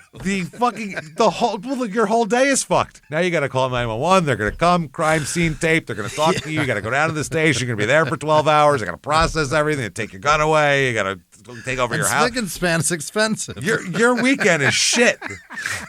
I'm going to go through a whole box of fucking Swiffers. And you got to get special shit for those hardwood floors. Oh, yeah, That's yeah, not yeah, just, yeah. You I can't got them. just- Trust me. You Yeah, got to get you the can't polish. just pine saw you can't no, you can't just put fucking You're Mr. gonna etch Clean that on top of wood. that and mop it. The hell out of here, man. Your whole day, like I said, even if you were a serial killer, Yeah. your whole day is ruined. You're can't so mop fucked. and You blow still this. wouldn't want to shoot this person. Freeze! I didn't put down the plastic. Come on, man. You're going to fuck my day. Can you go out in the backyard, like in the gravel, and I can hose off so I can shoot you? The rain will wash away. Holy shit. Now, Richard Young had said, he told the paper that he had took his son out for coffee earlier that day and that he appeared happy and was laughing. However, later that day, he said he was going out to his car to get his cell phone and then just drove off. Wow. Richard Young, his dad, said, "We knew that something had happened to him or he was locked up again. His mind is not capable enough to go out and deal with society because of this situation." What the fuck? He said his son has been described the antidepressant Seroquel, which was used to treat Seroquel's bipolar good. disorder and schizophrenia. Shit's strong. Yeah, that's what he needs. He needs something, right? He said, quote, "I hope they just forgive Titus because this ain't none of Titus. It wasn't none of his fault. I look at my son right now. I don't see my son. That's not my son. I know my son." Okay. He said he couldn't remember the name of the disorder his son suffers from, but that it's caused when the brain is compressed into the front of a person's skull. He claims his son changed after suffering a concussion in 2011, his rookie season. The Lions didn't list him as suffering a concussion, however, because he didn't tell them. Right. They said that his son's treatment could take 6 months or less if he was dedicated to the treatment, but he hasn't been taking his medication as prescribed. They said he's not dealing with it the way it should be. If the judge gives him a court order, then maybe he'll get the help he needs. And the problem is, too, with bipolar people is they oftentimes don't take their medicine because they like the mania. Because manias feel fucking great. Yeah. That's why people do coke. That's a mania. They love that shit. Drink a whole bunch of coffee and you figure that's what they like. Imagine that all the time, and the people, they like it. They're like, I don't want this to go away. I feel great. I got so much done. I painted the picture and I wrote a fucking opera. It's all shit, but they think that it's great because they're going off on a fucking mania. So that's why when they have the depression, that's when they don't mind taking the meds. But when they have the mania, they're like, I don't want to stop this. This is great. This is what it's about. Totally. So that's how it goes. Brandon Marshall said, a guy like Titus, I hear people say his career is over. Well, first of all, it's not really about his career right now. It's about his life. True. Marshall, who had the same problems here, Marshall told ESPN, months back I wanted to get my hands on Titus, just sit down with him and possibly walk him into the doors of the same program I was in. But I think that there were some things in the way that kept us both from moving forward. And I'm disappointed in that because since then, it's just gotten worse. And one of the things I stress was without proper treatment, it's just going to make things worse. Yeah. Other players are like tweeting that they're praying for him and shit like that. Saying we don't know his problems. People do dumb things and mess up every day and mess up great opportunities. He's not the only one. Just like them, he needs help. This is but he's Torrey not, Smith, the Ravens wide receiver. Yeah. But he's not going to get the help, and that's the problem. He won't take it. He won't accept it. He doesn't get it. He thinks he knows better. And that's part of that NFL wide receiver thing is I'm special. Right. I'm better than you. I've if you been have mental told health how issues and I special have I them, am. Yeah. I can handle it because I catch footballs. Because I can handle anything. I can handle a grown man trying to tackle me. I'm not afraid of that. I'm Matt Stafford's second choice behind Calvin Johnson. You understand that? I mean maybe third with Burleson there, but it's possible. At least in the top three. Yeah.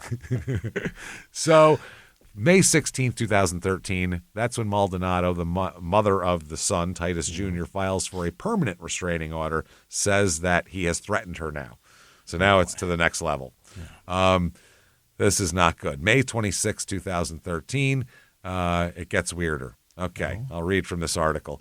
The strange odyssey of former Detroit Lions wide receiver Titus Young took another odd detour Friday when Young, who has been jailed since May 11th, heard that he would be charged with 3 new counts, bringing his total up to 11.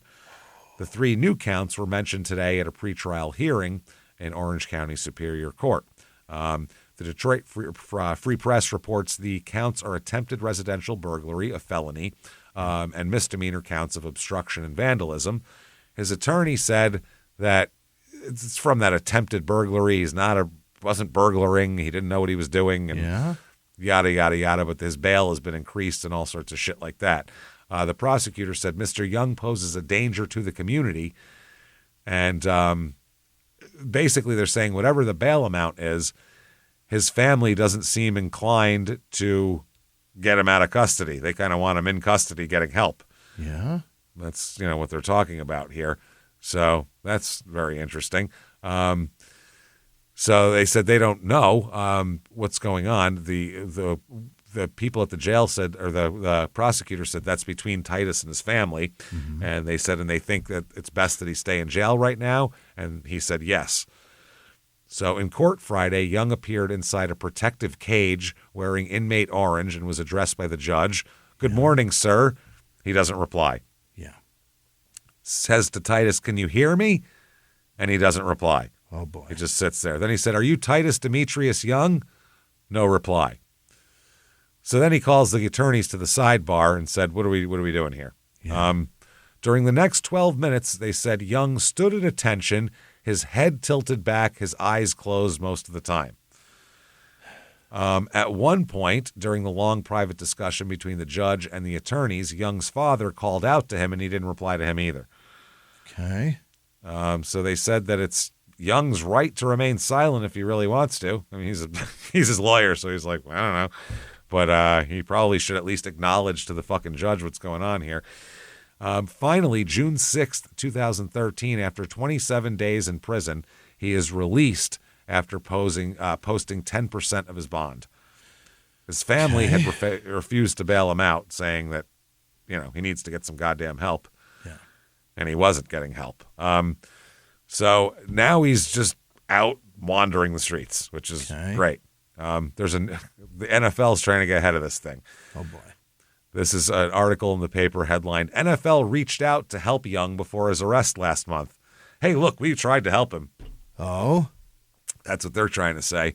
They said when the NFL first reached out to Titus Young, he had not yet punched his teammate, intentionally lined up wrong during a game, or been arrested 3 times in less than a week. That all came later. But the NFL says it tried to assist Young 18 months ago, around the time when he was wrapping up his season with Detroit, his rookie season. Back then, he had a few signs of being the character risk teams feared he might be coming out of college, because he sat out almost 1 year for disciplinary problems here, obviously. Troy Vincent, who's a former, Dolphins wide receiver? Yeah. Okay. Or was he a defensive back? I don't remember. I don't know. Who was the NFL senior vice president for player engagement, said Young rejected several offers of help after someone close to him contacted the league. So they're going, hey, look, we tried. Yeah. Literally what they're doing here, which is pretty funny. They're automatically going for PR. Yeah. Which is fucking wild. His coach also said, Robinson, his high school coach, said he shouldn't be out on the streets. He said, you've got a loose cannon out there that could go off at any time. Yeah. I would say so. It's weird. He tried to break into a tow yard. He's out of his mind. I'm scared to death. So he's released June 9th, 2013, post-bond, and here he goes. So it was $50,000, by the way. He's alive. He's got 4 felony charges and 7 misdemeanors in Orange County that he's facing and all this type of shit. I'm wondering, too, because the NFL is like, that's their whole take on it is, well, we tried. Yeah. Now, his dad disagrees. His dad said, they never treated my son and he just kept on playing. And I think it just got worse. Everything just started tumbling down. Because they don't notice shit till you can't play well anymore. Yeah, and they and all they did was cut him because of his behavior. They didn't do anything to help. Yeah. No, that's what I mean. They said, you want help? He said, no. They went, all right, never mind, cut him. And that was it. Okay. And then let another team sign him. There should be something that you tell the league at that point where this guy needs fucking help. Don't just pass him on. They treated him like a priest who diddled a kid, and they were like, we'll just put him in another parish. It's fine. Yeah. Just move him. It's fine. Yeah. It'll take 5 years for that shit to catch up to him again. We'll move him again. His coach, Robinson, also said that he was still telling him, they're not giving me the ball, and I'm better than Calvin Johnson. Oh, boy. Robinson said, I said, Titus, you're not as good as Calvin Johnson. I could tell then. I could see a change. Yeah. That's his head coach, not the assistant coach. So the judge grants the request for a permanent restraining order for the ex-girlfriend based on the now I know why OJ killed his wife comments. June 25th, 2013, Titus misses his court hearing. He's a no-show in Newport Beach, California. The judge listened to an explanation from Young's lawyer and decided not to issue an arrest warrant, which is awfully fucking lucky. That's a good goddamn lawyer if you got him out of that.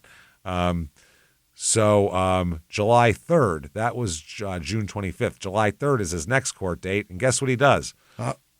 Doesn't fucking show up again. Yeah. Mm-hmm. Yeah. So now he's going to be in deep shit. This is the second no-show in a row. Yeah, that's not good. The judge is awfully pissed off about that. He meets with the prosecutor and Titus's lawyer privately for 5 minutes, then went on the record saying to Titus's lawyer, I see your client is not behind you. Mm-hmm. He gave the reason, said the reason for the absence would be considered confidential and put in a confidential file. He also continued to hold a $100,000 bench warrant on Young, meaning he's not a fugitive but could be subject to arrest if he fails to show up for his next scheduled court appearance. We 3 times, that's it. Fool me once, fool me twice, but 3 times is really the one here. Jesus Christ, man. But at this point, he said, his lawyer said he's safe, he's still suffering from concussions. So I think what the lawyer told him, I think he's in a hospital for mental issues. That's why he's not here. Okay. That's why they haven't issued an arrest warrant for him, I believe. So August 7th, his next court date, the third one. Yeah. This is the one, should be no problem. He doesn't show up again. Oh, Jesus. Okay. He is given another excused absence, though, for this trial. He would continue the $100,000 bench warrant. He's in a place, they think. That's what the judge thinks. That's what his lawyer's telling the judge anyway. He's in a facility. He's out of his mind. See all these crazy-ass charges? He's fucking crazy, and there's a reason why he's somewhere. So August 13th, 2013, people don't know where the hell he is at this point. Where is he? The judge allows the defense to approach the bench to answer a question. Where's Titus Young? They all have a big talk about it. The judge said, this is the last time. I'm satisfied that Mr. Young is not trying to take advantage of being in custody or defy the court's rulings, but I'm going to have to get him here in the courtroom at some point. That's that. Outside the courtroom, the attorney for Young says that Young is in treatment, then pauses and says he's undergoing treatment, which sounds more professional. Yeah, what's the difference? I don't know. Sounds more professional, I guess. That's all I can say. I guess that in treatment could mean that he's in a facility. Undergoing could mean outpatient. He's at home. We don't know. Undergoing, it just sounds He's being good. treated. We don't know where. Yeah. So, wow. They said that people that know him, here's Lowe, who was the assistant coach and then the head coach of his high school team, said he was arrogant, a troublemaker, and always pushing boundaries, but he was never cruel or criminal. He said, I'm not saying this because I love the kid. He's never been like that. He's a smart dude, a little bit wild, but that stuff, that's not him. Yeah. He said, I'm happy that he's finally getting some help. I'm hoping it's not too late. I get asked every day, what's wrong with him? And I say, I don't know, but it's bigger than what you think it is. All right. So they said that he was in an inpatient and safe with his family, but describes the conversation as one-sided here, Young's lawyer said, meaning I talked to him. He didn't really talk to me. They said that he wouldn't say where Titus was, but his distinction between being in treatment and undergoing treatment is a telling sign. He also says he doesn't know if he's going to report to the courthouse on August 27th. Don't know if he'll be released yet. Boy. So, holy shit, man. This is fucking crazy. Yeah.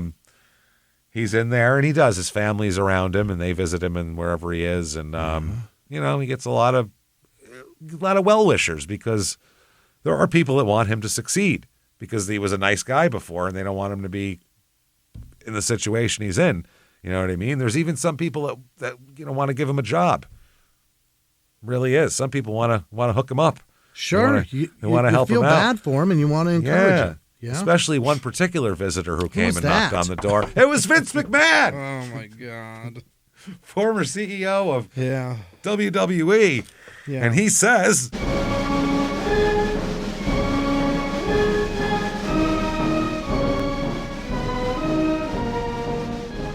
How is it you've come to arrive here? Why are you here?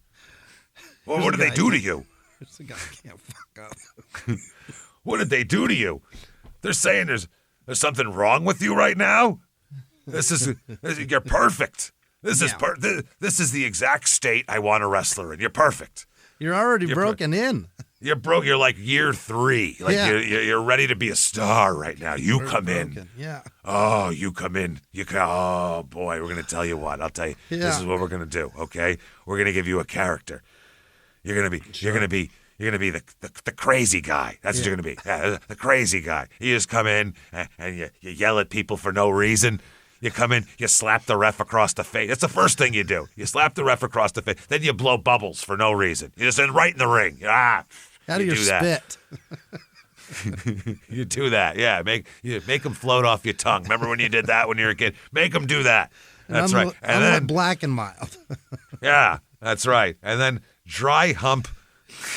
Go ahead and dry hump Jim Ross when you're done with that if you could. That'd be perfect. Mash a plate of crazy chicken in his face. Oh, boy. You're going to be the craziest chicken around. I'll tell you that right now. You will be called the crazy chicken. And then Titus, just when he's ready to sign the dotted line, poof, he's gone. Titus realizes, I don't think he was actually here. He disappeared into the smoke detector. Oh, shit. That's who's been in the smoke detector. So he skips court again on the 27th. That's not good. Now the judge issues an arrest warrant for him. That's the 4th time. So that's a little much. He's got restraining orders, arrest orders, all this type of stuff. December 19th, 2013, the prosecutor says his case is now close to resolution. Oh. The prosecutor said, I don't believe it will go to trial. Okay. That'd be good for everybody involved. Yeah. Which is crazy. He shows up at court. He's, says no comment to all the reporters. Sure. He says, you never know. Negotiations can fail sometimes, but, looks pretty good that we're not going to have a trial. Our primary concern is for the safety of the community, is what they say. All right. April 29th, 2014, he's hospitalized. His trial is delayed again. Oh, boy. Yeah, this is a lot here. Again, all his lawyer will say is he's receiving treatment and is in a safe place. All right. So who knows what's going on here. They said they hope to come to an agreement with the district attorney about the case before it goes to trial. His lawyer said that would be the goal. All right. I mean, it's like, you don't even know who the guy is anymore. How's he going to make a deal? Yeah, what do you do? Yeah, at this point, it's like you feel sorry for the guy because I don't think he knows where the fuck he is or what he's doing. I don't think he knows where a lot of things are. This is not intentional. No. Outside of his coach's house and the location of the crazy chicken, I don't think he's got much going on up there. I think there's a small problem. I mean, Christ, his ex-girlfriend, he's got a kid. Oh, you know what I mean? This is sad. His name? Man, I feel bad for all these people, Jimmy. No kidding. But not nearly as bad. What? As I feel for Titus Young, early career recruiter in the Urbana-Champaign, Illinois area. It. He works for Electric Power Engineers and went to Eastern Illinois University. Titus Young, management of international business in China. Oh, he's in Honolulu, Hawaii. He went to school in China. He works for BAT. He says, "Hey there, I'm Titus." That's his No, first you're not. thing. And finally, Titus Young, president of Care 24 Group. And that's no idea. Britannia Social Care he worked for. He does public speaking and shit like that. In Britain? Or is that America? No. That's him in the United States. It says Yeah. no city, but in the United States. So not bad. Wow. Yeah, you didn't expect that many of those, huh? Fascinating. So he's hospitalized. Then July 14th, 2014. So he's hospitalized in April. They're trying to work out a deal. July 14th, he's arrested again. What? On a felony and 4 misdemeanors. He's arrested at 10 a.m. on July 9th. Ooh. And was still being held on the 14th at the Twin Towers Correctional Facility in Los Angeles with a bail amount of $105,000. Wow. He's facing 1 count of battery with serious bodily injury, and this is what everybody's been afraid of. Yeah. He hadn't lashed out physically He's at now people till doing now, it, yeah. which is a felony, and 4 counts of battery on school, park, or hospital property, all misdemeanors. Oh. Wow. This is fucking crazy. Okay, here we go. July 15th, the next day it comes out. He attacked all sorts of people. Really? They say that he's attacked 5 different people on 5 different occasions in less than 2 months. Really? That's why they're charging him with 5 counts, 1 of felony battery, 4 of misdemeanor battery.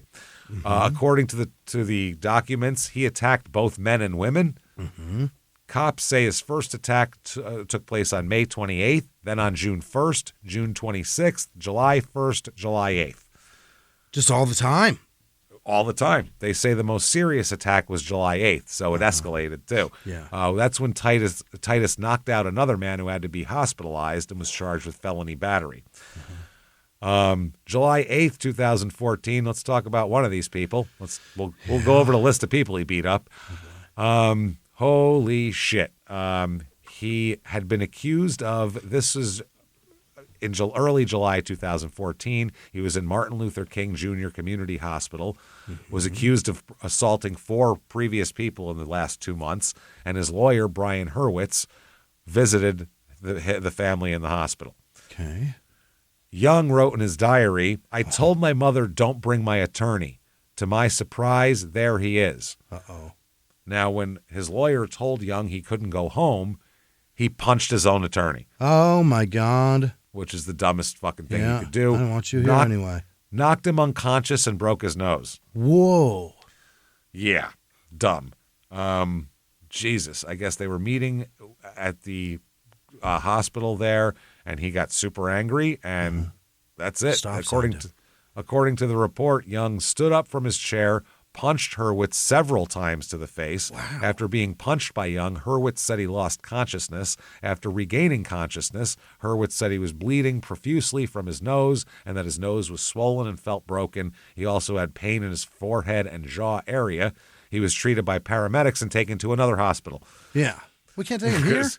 No, because then the Titus can attack him again. Right, yeah. According to the report, Young was asleep due to medication given to him by hospital staff when the police compiled their report. They gave him a sedative to not attack anybody else. So he's arrested again here. This is the $105,000 bail. Yeah.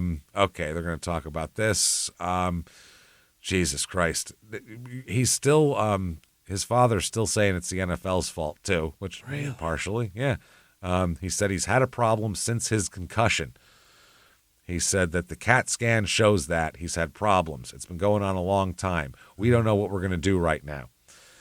So December 4th, 2014, he's facing up to 9 years in prison. Wow. For all of this. This is 4 counts of battery, including a felony as the 5th. And he's going to stand trial.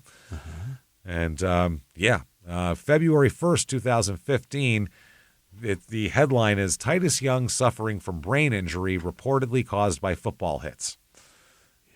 He's seeing specialists at a mental health facility, and they said that he's in San Diego, and it's all about football hits to the head. They say that his symptoms include hypervigilance, mood swings, and emotional instability, and more. They say that all of these are as results of Young taking hits to the head for long periods of time, without a doubt. That's his lawyer speaking, by the way, who is not the same lawyer as the one he punched. The one he punched? You know, that guy's gone. Around? He took his retainer and left? Yep. His lawyer said he's trusting us and he's allowing a family member to stay with him to provide support. We should have good, accurate diagnosis and a plan of how to address his treatment in the next 21 days. Okay.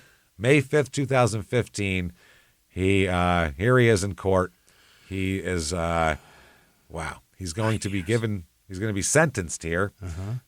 He is sentenced to, you, sir, may fuck off 5 years probation.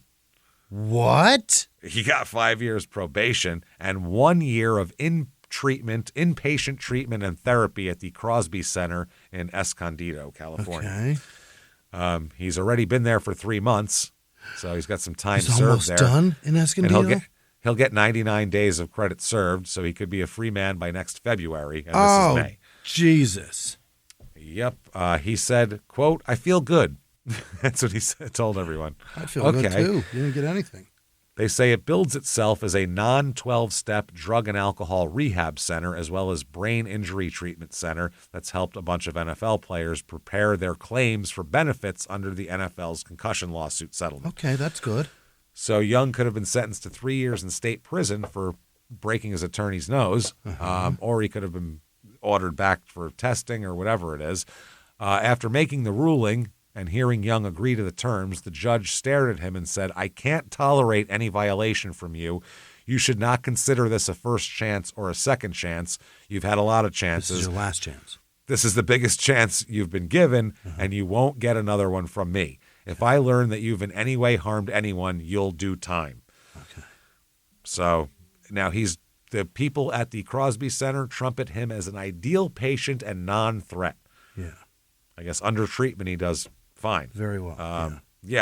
They also said that he was misdiagnosed as schizophrenic and bipolar, and that his violent behavior could be attributed to over-medication of drugs he didn't need and to traumatic brain injury as a result of a concussion suffered while playing for the Lions. At that point, though, it's pretty fucking academic what's the particular thing that's wrong with him, whether it's caused by mental illness or caused by brain injuries. This is the result we have. Is he allergic to Seroquel? What is causing the That's like going to a Chinese buffet, getting the shits later and going, I don't know if it was the pork fried rice or the beef and broccoli. Does it fucking matter? You're shitting. Probably all of it. Pretty academic at this point what the difference is. Right. So they said about this, one of his counselors said, we're not seeing the irritability, the anger, the acting out, the violence. We've seen cooperation. We've seen a genuine investment in all forms of his treatment, both in individual sessions and group sessions. Right. We're very optimistic. I predict we'll all celebrate the restructure of a fine young man. Oh, we're going to restructure him in the next fucking 6 weeks because he's getting right the fuck out. All right. And then celebrate it. Wow. They said the judge questioned all these guys from the facility and everything, asking about how they would be able to make sure Young didn't flee the center. Yeah. And they said, well, there's only so much we can do. It's not a lock-up facility. If he wanted to walk out, he could walk out. But the one guy said, quote, I'll go after him myself. I love this kid. He runs a 4.4. Yeah, what are you going to do? Him. Drug counselor? Yeah. Jesus Christ. You're probably an ex-addict. You can't catch him. That's what I mean. He's got his lungs broken down. Yeah. He said he was over-medicated and he went wild. This case was misdiagnosed all along, and what happened was a result of that, but this is a good kid. He's not going to try to run away. He's not going to be a problem. I'd adopt this kid. Is that right? I'd adopt him. So here he is. He's at the Crosby Center, and he is a psychologist at the center, said that like I said, he's been misdiagnosed all the time. He's been over-medicated, and it's silly there. So apparently the judge warned it's his last opportunity, as we know. Apparently it's not a big place, this center. It's a 4,000 square foot house, basically. Oh. Just looks like a big house. Group home. Yeah. Yeah, like a big house. Young described the center in his diary as, quote, prison. Now, you haven't been to prison, have you, sir? I don't think he has. No. So they said they shuttle patients between the home and a nearby office. Young participated in group therapy with former NFL players in addition to neuropsychiatric tests, biofeedback, brain scans, and acupuncture. One of the center's employees said, the guy is a teddy bear. Oh, really? Yeah, Crosby is described on its own website as the premier destination for treating serious brain-related disorders. However, in March 2015, this is fucking hilarious, the NFL Players Association issued a fraud alert describing the director Burns as having accumulated numerous convictions for felony fraud-related violations. He called that slander. What? Now, as soon as I heard, quote, neuropsychiatric tests, biofeedback, brain scans, and acupuncture, I said, that sounds like bullshit, is what my brain said to me. Yeah. That sounds like a bunch of bullshit. Yeah. I don't know if it's bullshit, but in my opinion, sounds like bullshit. I mean, usually when you link in acupuncture, it's not necessarily rooted in fucking science. It's rooted in, do you have an old Chinese man I can talk to? It's rooted in, maybe this will help. Yeah. Let's give it a shot. And I'm sure it helps some people. I'm not saying it doesn't, but it's the place that just, when you put all those things together, it gives it a general ring of quackery. Yeah. That, in my brain. So in the hospital, they will not give you acupuncture, nor will they give you chiropractic. And I don't know what the emergency biofeedback is either. Sounds like bullshit. It might be a completely legitimate thing. Sounds like bull. They should name it something else because it sounds like a big load of bullshit that one of those like athletic centers in Scottsdale does. Right. Like you come in here, you do biofeedback. We got 48-year-old guys jump with 46 fucking inch vertical jumps now because of the biofeedback. We got guys coming in here. It's 112 inside, and we light some candles. It's great. It's biofeedback. Biofeedback. So a court filing to oversee the almost $600,000 left in his bank account. I can't believe he still has money left. How much? Incredible. 600 grand. Oh. Well, he made a few million, so that's not bad. His mother and sister said his conditions included acute psychosis and schizophrenia related to traumatic brain injury. Yeah. They said as part of his treatment, they were stabilizing him on the right medication, despite one of the guys saying that the testimony in court saying he had no medication was needed. Yeah. But he's taking medication. Because if he said medication's needed, then the judge would have to say, will he take it or not? Yeah. So he just said there's no medication needed. The probation report said the center discharged Young after he assaulted a staff member. Oh, Jesus. Burns, one of the guys at the center, denied any assault occurred. No calls for service by the Escondido Police Department or San Diego Sheriff's Department matched such an incident. Young, no longer taking medication, Burns said, and returned to South Los Angeles.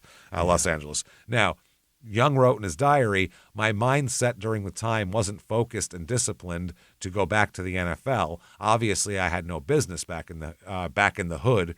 I have to move far away from California. Hey, look at this.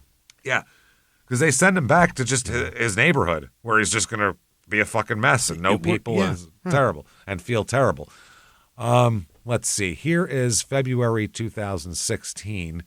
Okay, this is why he didn't belong in the hood here. Okay, this is a guy named Marcus Garland. Sure. Like around your tree, Garland. Yep. I'll read this article. Sweat made Young's chest glossy despite the January chill. This isn't good. That says off? What is this? Well, that says A, he's sweating in January, and B, he's shirtless in public, which is also bad. He's running or on drugs. When he encountered Marcus Garland near an intersection, he rained punches on his longtime neighbor's head. Just ran up to him and started drilling him?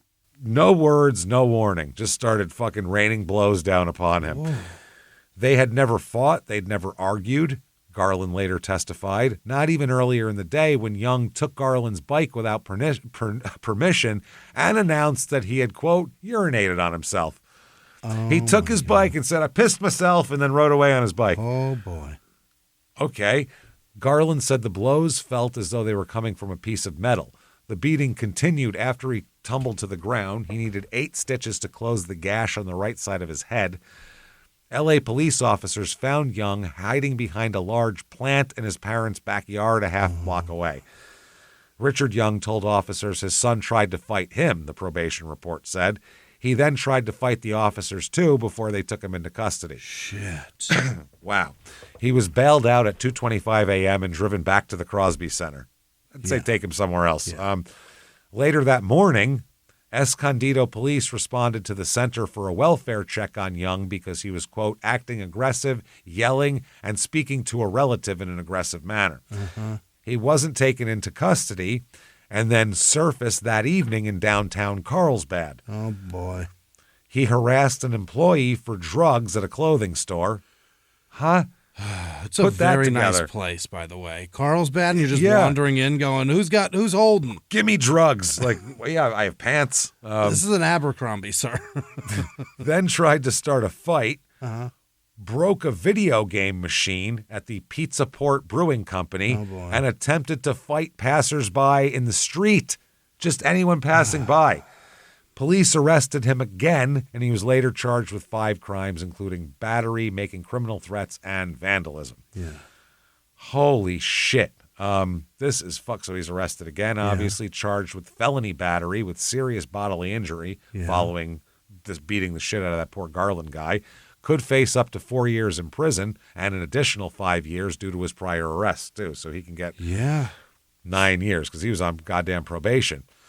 April 10th, 2017, I believe he's pleading guilty. He pleads no contest to 1 count of felony battery causing serious bodily injury. So he pleads no contest, and the judge sentences him to, you, sir, may fuck off 4 years in prison. Whoa. Now, all right, what is it? He can't go to a prison. He's going to be a fucking problem in there. He's going to end up getting a much longer sentence just by being in prison. Oh my God! Just the way he's living in there, it's going to cause somebody in there is going to be crazy.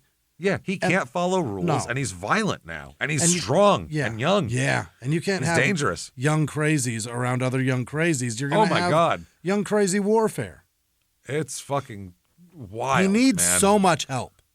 That is insane. Well, we'll talk about this. Here's an article, January 29th, 2018, and it says, mental illness or brain injury, driven by voices to commit crime. Titus Young is in prison, but still believes he could play in the NFL.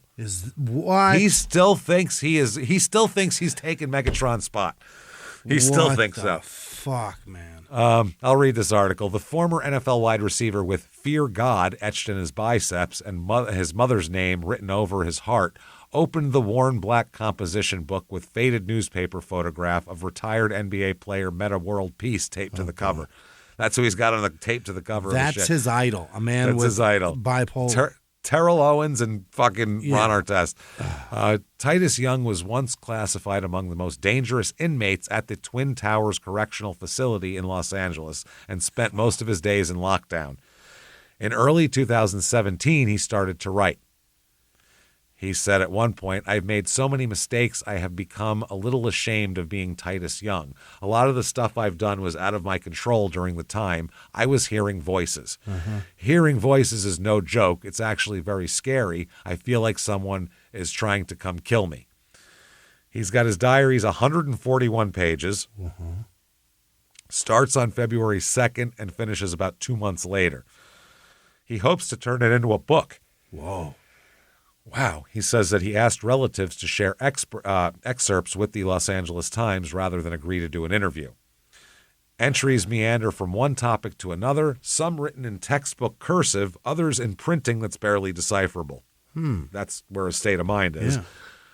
He wrote about wanting to be a better father to his young son, about gnawing hunger, cold, and feeling homeless during 4 months in lockdown, also about mental illness, and about football. He said, quote, God is great still being behind bars because this has given me a chance to share my side of the story, which coming from the public has been so negative. Sure. Wow. He wrote, I want to be free. I believe God has a plan for me, and deep down I believe that plan is to dominate the NFL. Is that right? You are out of your fucking mind. He said, my fight or flight in my brain was off, and that could be due to head trauma suffered while playing football. He said, all I know is I'm back to normal and I take good medication and I'm not ashamed of it either. It's kind of hard for me to think wisely in sticky situations where I feel threatened. Taking the medicine allows my mood to be stabilized and helps with hearing voices. Yeah, I've heard voices as well. The voices came from the bipolar. It's usually when I let my brain relax and focus on others, I can kind of hear them. Okay, well, here's the thing. Whoa. You've been removed from the NFL for 5 years. 5 years battling At least. brain stuff. You are in no position to, quote unquote, dominate the NFL. Especially if you've gone to court a bunch of times saying, I have brain injuries from the NFL. You're not going to go back and play again. They're not gonna Phillip Rivers just came back to the NFL this weekend after 5 years out. He hasn't had brain injuries that he's been battling, and he can barely compete, let alone dominate. Well, he's 45 fucking There's years that too. old. Yeah, his child has a child. About? So he shouldn't be competing in the NFL at all. No. That's crazy. And he barely did, so it's fine. So, fuck. So they say his probation report reads, it's unfortunate if the defendant suffers from brain injury as a result of playing football, but it also noted that the Garland guy could have been severely injured or died due to being struck numerous times in the head. Right. And the Garland guy told the probation officer he wanted Young to do time and blame the assault on drug use, not a brain injury. Right. Which, you're not a fucking doctor. What do you know? And you've been beaten about the head and face. So now you're not reliable either. I don't know what to tell you. But who knows what it is? I'm sure there's drug abuse, but it's likely antipsychotics or something like that. Yeah. It's probably not heroin. He's probably not on heroin. Recreational. No. Yeah. Now, Ornstein, remember his old marketing agent? Yeah. He talked to Young a couple months ago, and the conversation revolved around an NFL comeback. God damn. Ornstein told him to stay in shape, run sprints, stay out of trouble, the usual shit. But he said he didn't have the heart to tell him that returning to the league ain't ever going to happen. It's not happening. You've been out since 2012. Yep. His ex-girlfriend there, Maldonado, says she thinks Young needs to get out of L.A., move somewhere secluded, understand he's out of chances, and surround himself with the right people. And be the best regional Kia salesman in the fucking country. You can do it.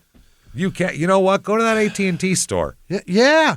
Get up off the bench. Go move some iPhone 17s, babe. Move that shit. Yeah. You got this. You already spent time product. there. Why not? So they said that Robinson, his high school coach, still wonders how someone with so much ability and such a magnetic personality could fall so far. Yeah. And he says he doesn't know what Young can do for a living on the other side of a prison wall. Yeah. Oh, shit. Remember the guy whose house he broke into? I do. He said he can't shake that memory and doesn't believe this will end well at all. Well, I am so glad you didn't shoot him then, because if you can't get over that, you certainly would not have gotten over a cleaning stand up your his ground. corpse. Yeah. You wouldn't be able to do it mentally. He said, thank God, this is Young in his diary. This is a title, an entry titled, I'm Flawed. Same. He said, thank God. Yeah, who isn't? Thank God I have it all under control. So when I make this comeback to the league, Roger Goodell and the rest will understand that athletes are not exempt in mental illness. We have to live with these differences for the rest of our life. When? He's saying when. When I'm back in the NFL, not if. December 20th, 2018, released from jail. Get out. He's good now. He's paroled early from the state healthcare facility in Stockton. Wow. There he goes. He said, having bipolar has pretty much torn down my life. It's been 4 years of fighting so many different behaviors. When I was first diagnosed, I didn't want to believe it because I felt my life was too perfect to have bipolar. Yep. He said, I'm macho. I want to get back on the field. He said, thank God I have it all under control now. So when I make this comeback to the league, they'll all know. Oh, boy. So we don't know what the fuck's been going on. From what we understand in reports, that he has continued to struggle with legal and mental health issues, but I cannot find more arrests or anything like that. That's good. That's good. But it may just be causing a scene and they put him back in a facility somewhere. That could be it. As long as he's not raining blows upon fucking strangers, that would be great. I hope that he got a job, figured this out, and he's managing a medicine somewhere that handles this. But I have Oh, boy, do I have a terrible feeling about this. Oh, he's only 36. I don't like this at all. This is not going to end He's well, already strangers and neighbors that people that he likes. Yeah. So, I mean, oh, boy. He must be, I mean, he could be, I don't know his exact situation, but he could be like 2 days of saying, fuck taking my medicine away from, you know what I mean? James, your Insanity. brain does not get better as you age. No, this is only going to go worse. It gets worse. So can't get enough of Titus Young. Well, Jesus. Buckle up. He'll be right back. He'll be back. Titus Young, 2011 5-star rookie card, auto patch. It's got the autograph. It's an autograph, and it's got like the patch of whatever the fuck, a patch of jersey on it. Oh, yeah. One of those. Oh, yeah. It's on $300 or best offer. Game worn. That's why. Yeah, it's one of those. 2011 Topps Inception, Titus Young jersey auto. It's another one of those. Yeah. It's a numbered one. Different card, though. $3.99. So I don't know. One's $300, one's $3.99. I don't see much of a difference, but I'm not a real big collector of that kind of shit. And then there's a 2011 Topps Game Day autographed Titus Young rookie card, and that is an autographed rookie card, 99 cents. What the fuck? 99 cents. That might skyrocket if he hurts somebody. Well, if he kills somebody, at least there'll be more interest. So there you go, everybody. There is Titus Young. You wanted arrests with Billy Martin? How about that? Oh, boy. Shove these up your ass with these arrests. And Titus, if you've heard this, and I'm sure you have ample opportunity, he'll be up for that one scummy. More than anything. God rooting damn it, for man. you so you don't come kill us. Yeah. Yeah. I mean, I'm rooting for you as a human being, but I also don't want. He's going to definitely be nominated for the most likely to find and kill us and most likely to have a second episode. He's going to be up for a number of scummies this year. Titus. This episode might shoot this show to the moon when we are murdered by this man. Eventually, when we're murdered by one of our suspects, that's the one. It'll catch on, Crime and Sports. I'll tell you what. I love him already. I root for him, and I want him to get a day job and stop dreaming of the NFL faster than most people did. He's 36. I would hope he's at this point it's done, out of his system now. Come on. So, yeah, that's crazy. I would like to say, too, by the way, February of 2026 is going to be our 10-year Crime and Sports anniversary. We should do a 10-year scummies. It's going to be, well, it's going to be right around episode 500, too. Wow. It's going to be like line up to be, because we got 10 episodes and we got about, because there's 52 about weeks in 10 a year. weeks to then. Yeah. So it's going to be just about lining up. So we are going to make the 500th episode huge. I don't know what we're going to do, but we're going to make it a big deal. The entire show. No. We're going to do an episode, then we'll do the scummies too. But yeah, we'll do a 10-year thing. Would like to ask you guys out there if you have anybody that you really want to hear about for the 500th episode. If there's anybody that you're really dying to hear about, who should the 500th episode be? That's a good question. Should be a wrestler, right? That's kind of what I'm thinking too, because that's kind of our bread and butter. Real good, fun wrestler. Either way, get yourself over to shutupandgivememurder.com, and for sure, fucking hang out with us, man. Get tickets. Get tickets to live shows.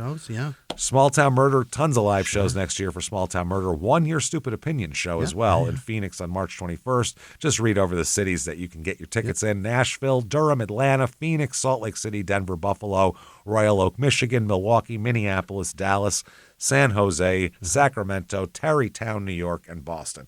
And you can only get those at shutupandgivememurder.com. Don't get them from fucking anywhere else. Yeah, follow our links. Those are the official links. Don't do it otherwise, because there's some crazy shit to see us. That's insanity. Stupid. Please, and we're not that good. I've had people. We are. We're not $1,500. $1,500. We should fucking blow them and leave them. They should leave with like some clothes, like a new jacket. They should leave their jizz right up my asshole for that. That's incredible money. Goes without saying. But then they should also get some like parting gifts, like a grab bag you get when you leave a goodie bag from a kid's birthday party. $1,500? That's so dumb. Oh my Christ! So there you go, $1,500. Don't do that. Yeah. But you should definitely come see a show though, Certainly. And definitely hang out with us there. Shutupandgivememurder.com. Get on whatever app you're listening on. Give us 5 stars. That helps a lot. Yeah. You can follow us on social media at Crime and Sports. Patreon, you need big time. Patreon.com/ YouTube.com/crime in sports is where you get all of the bonus material. Yeah. Anybody $5 a month or above, you are going to get everything we put out. And I mean everything. First of all, huge back catalog of hundreds of bonus episodes you've never heard before. New ones every other week. And those are One Crime in Sports, One Small Town Murder, and you get them all. So tell you what, this week what you're going to get for Crime in Sports, we're going to talk about Alex Hepburn, who is a very bad man and an Australian cricket player. Nice. So you know you're going to get some fun Aussie shit with that. Yeah. Then for Small Town Murder, it is Charles Starkweather Part 2. They're in the middle of their murder rampage. And whose fault is it? His or his 13-year-old girlfriend's? Let's They're running find all out. over the country. Let's find out. It's so great because we have his version of everything and her version of everything, and it's wild shit. So get in there and listen to that. And then also in addition to that, you're going to get everything we put out, Crime and Sports, Your Stupid Opinions, Small Town Murder, all ad-free as well with this. It's good shit. And you get a shout-out at the end of the show, which is right now. Jimmie, go ahead and hit me with the names of the most wonderful people in the goddamn world who support this show and have done so for 10 fucking years. Hit me with them right now. This week's executive producers are Chris Zoha, Melissa Warburton, Gary Howard in Dallas, Peyton Meadows. Thank you, Peyton. That's another one that all the time is in Meadows. here. Yeah. Peyton Meadows, Thank you Liz so Vasquez, much. Janice Hill. They're always around. That's I our can't crew. thank you guys enough. Thank Jesse you. Lambert. Gary, too. Gary Howard. Jesse Lambert is coming to see us in Minneapolis. And Terrific. Just found out right now. Merry Christmas. September you filthy 19th. animal. Yeah. There we go. Just found out. We just broke the news.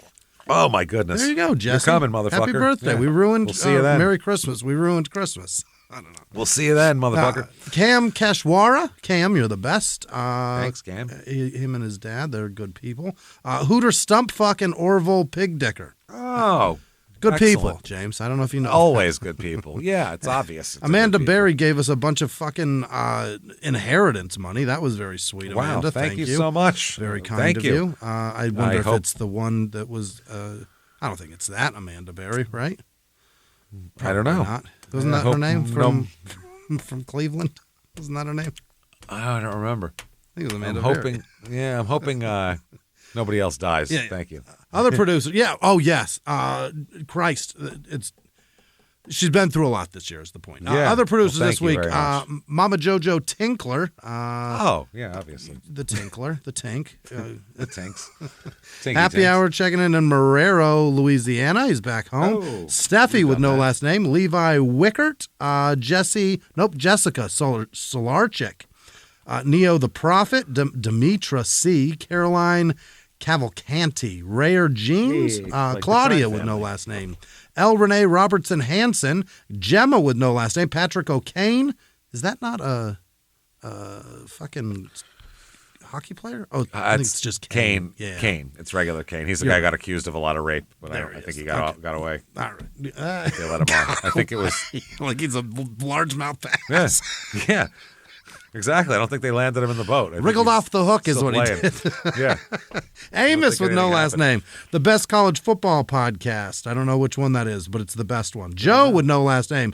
Brian Woodleaf. Sandra Blackburn. Siv with no last name. Kathleen McCaffrey. Katie Byrne. Nick Manacho. Princess Debbie. Lex Watkins. Susan Coriel. Jenna with no last name. Tyler with no last name. Stephen Taylor. Chris with no last name. Julie Martinez Hayes. Dave Emily. Chris and Storm. Oh, that's his pup. Andrea LJ. Danielle Pepper, Jen Bodecker, Jason Gavin, Lauren Rushing, Ted with no last name, Emily Evans, Courtney Chermack, Pig Snatchers, that's fascinating, Matt Waters, Alicia Sideshow, Ali Wotherspoon, I don't know what that means, Whoa. Per dia dude, what's a per dia? I don't, Per diem? No. You're trying to say per diem? Perhaps he thinks that. I don't think he gets one. No. Because he said per I'm diem. sorry. Karen Ruzzi, Kevin Kruger, Becky Smith, Emma Kohler, John Geddes, like Ann, Ron with no last name, Casey Marshall, Jake B, Chase Ziegler, Danielle Husband, Pickles McGraw, Jacob Morin, Pickles McGraw. I'm just going to Pickles move McGraw. along. And we move along. Yeah. Like that's somebody's real name. JD with like no a last dog name. name. Travis Finn, Ash P, Logan Kramer, Jesse Reinbeck, BGM, Deidre with no last name, Rachel, no last name, Christine with no last name, Lisa Lou, Lissy Lou, Keila, Lewis, Kim with no last name, Bocephus Ray. That's fascinating. We'll talk about it later. Tim Smart, it doesn't matter. Adam Harms, Dennis with no last name, David Boutel, Nicole Raffle. She's a raffler. Heather Grove, Alexandria Holder, Tila Haley, Tila Hale, Tyela, Jennifer Russell, Jess with no last name, Kiki with no last name, Aquila with no last name, Jennifer Loudermilk, Carl Turchin, Shelley Gearin, Michelle Legg, Tiffany Jungi, Jagoo, Papa Bear, Angela Lopez, Thomas Roundtree, Amanda Waski, Joseph Fitman, Manders Ganderberg, John Ron, Bad Brains 88, Ashton with no last name, Glenn Reed, Catherine McKeithen, Kim Bird, Allen with no last name, Eric Price, Jake Hagedorn, Annie B, Holly with no last name, Jenny Mansell, Carrie Ann, Dennis Wallace, Mindy Migalori, what is this? Ryan Staples, Benjamin Scorvan, Ian Fleming, Joshua Estel, Kenzie G, Vagina Whisperer, Sasha Connors, Johnny Loves Tammy. And the guy who wrote James Bond. They both given us money this time. That's great. Wilma Dickfit, probably not. Eden Ray, Kathleen Edinger, and everybody that's seen a live show this year, because you support this show as well. And every patron, thank you all so much. Thank you, everybody, so much. You fantastic, wonderful, beautiful bastards. We cannot thank you enough for all that you do for us. Thanks for donating. Thanks for, hope you're enjoying all the I would say donate. You're getting a lot for it. Thanks for buying the Patreon, I should say. We're There's giving still you a lot. people that just give extra cash on PayPal That's because amazing. they're thankful and value our show more than $5. So I appreciate those people too. That's so kind. Yes. Thank you for getting tickets to the shows. Thank you for everything you do for us. You want to find us on social media, shutupandgivememurder.com is where you go for that. Very easy drop-down menus take you where you want to go. Join us next week for more, and live from the Crime and Sports Studios. We will see you next week. Bye.